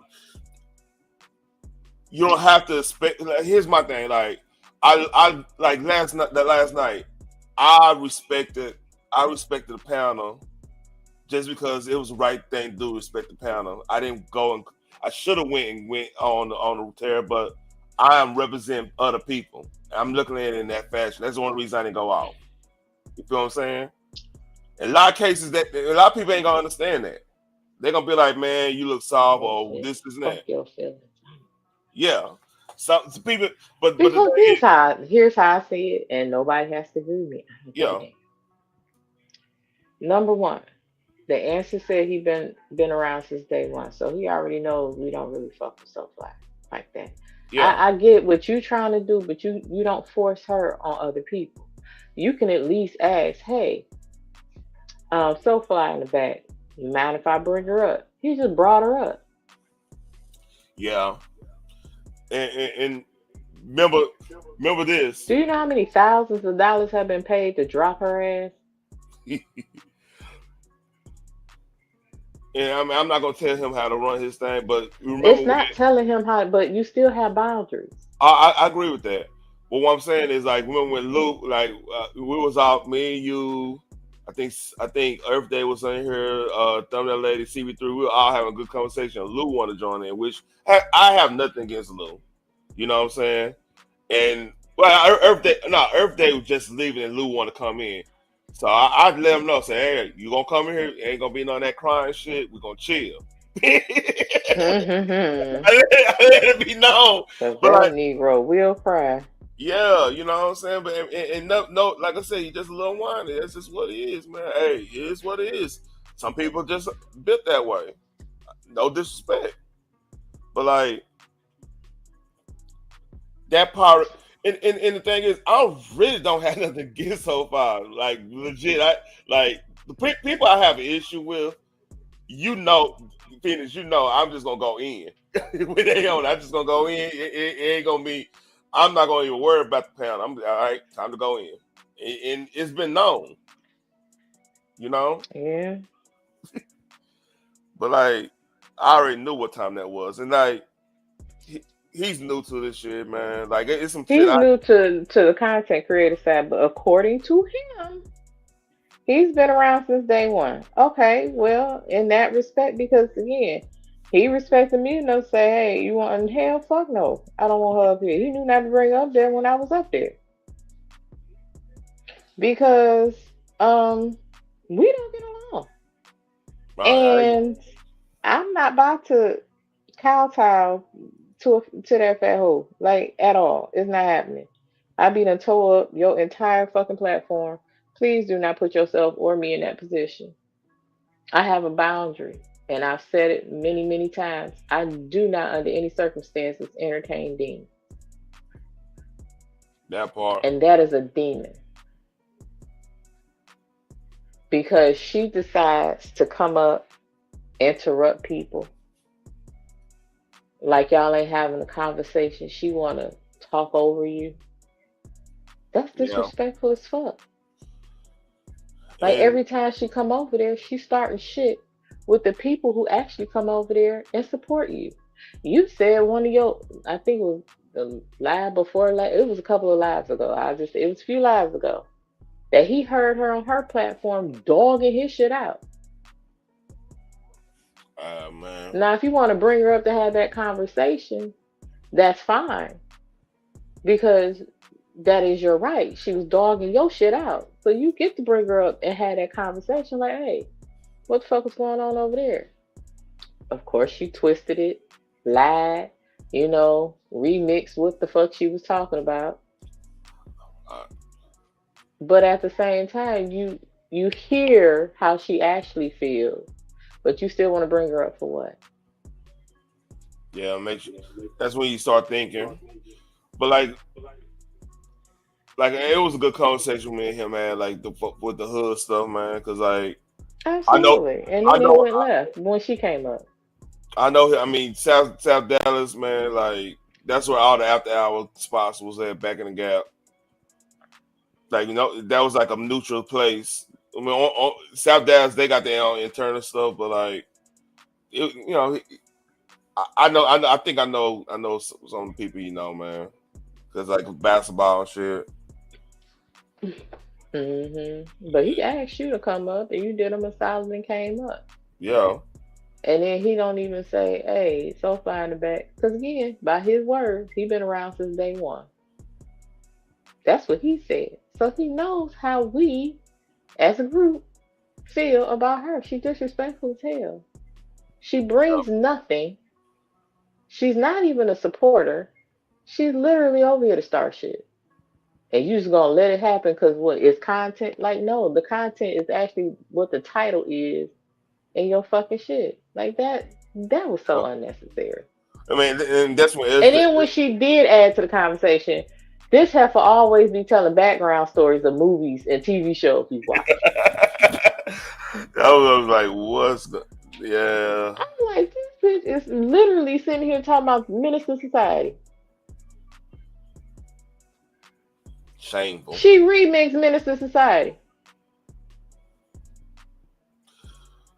I don't think fooling me. And then the whole we were trying to talk Austin really ain't known for out of all the Texas cities Tyler. I'll go down all the list Dallas Fort Worth, of course. I'll be forgetting about Austin altogether. Dallas Fort Worth and Houston, they all got their hoods. Stop Six is a legendary hood in Fort Worth. Same with Southside and Como. That's the three major hoods. And then Northside. See, the Hispanic game, the Hispanic thing's got a whole different thing because you got Northside and Southside with the Hispanic game, so they got their own little thing going on. That's all pretty much all of Fort Worth, pretty much. East side Fort Worth, South side Fort Worth, and Como. That's the west side. Then you got the mess of stuff with North side and South side.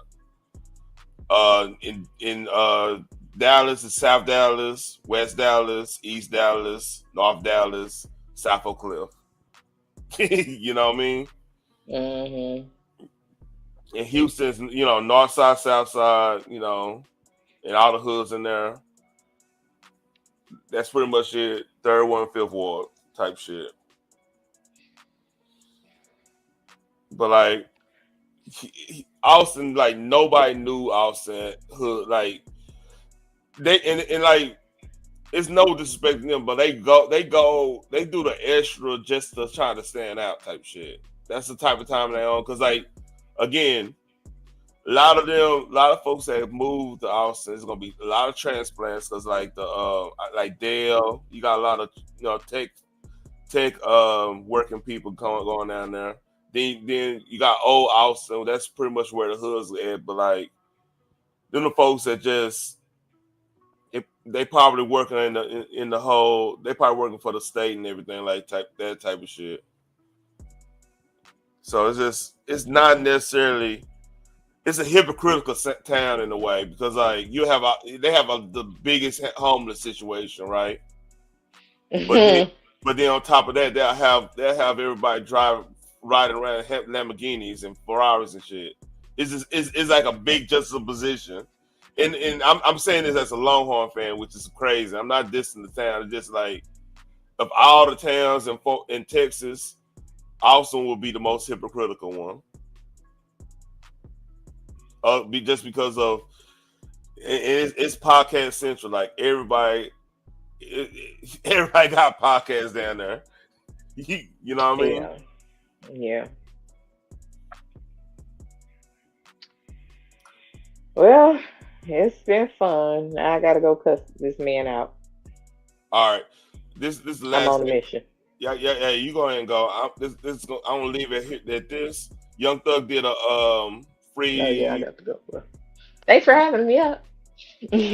What's up? Yeah. He did a free concert for the Falcons game.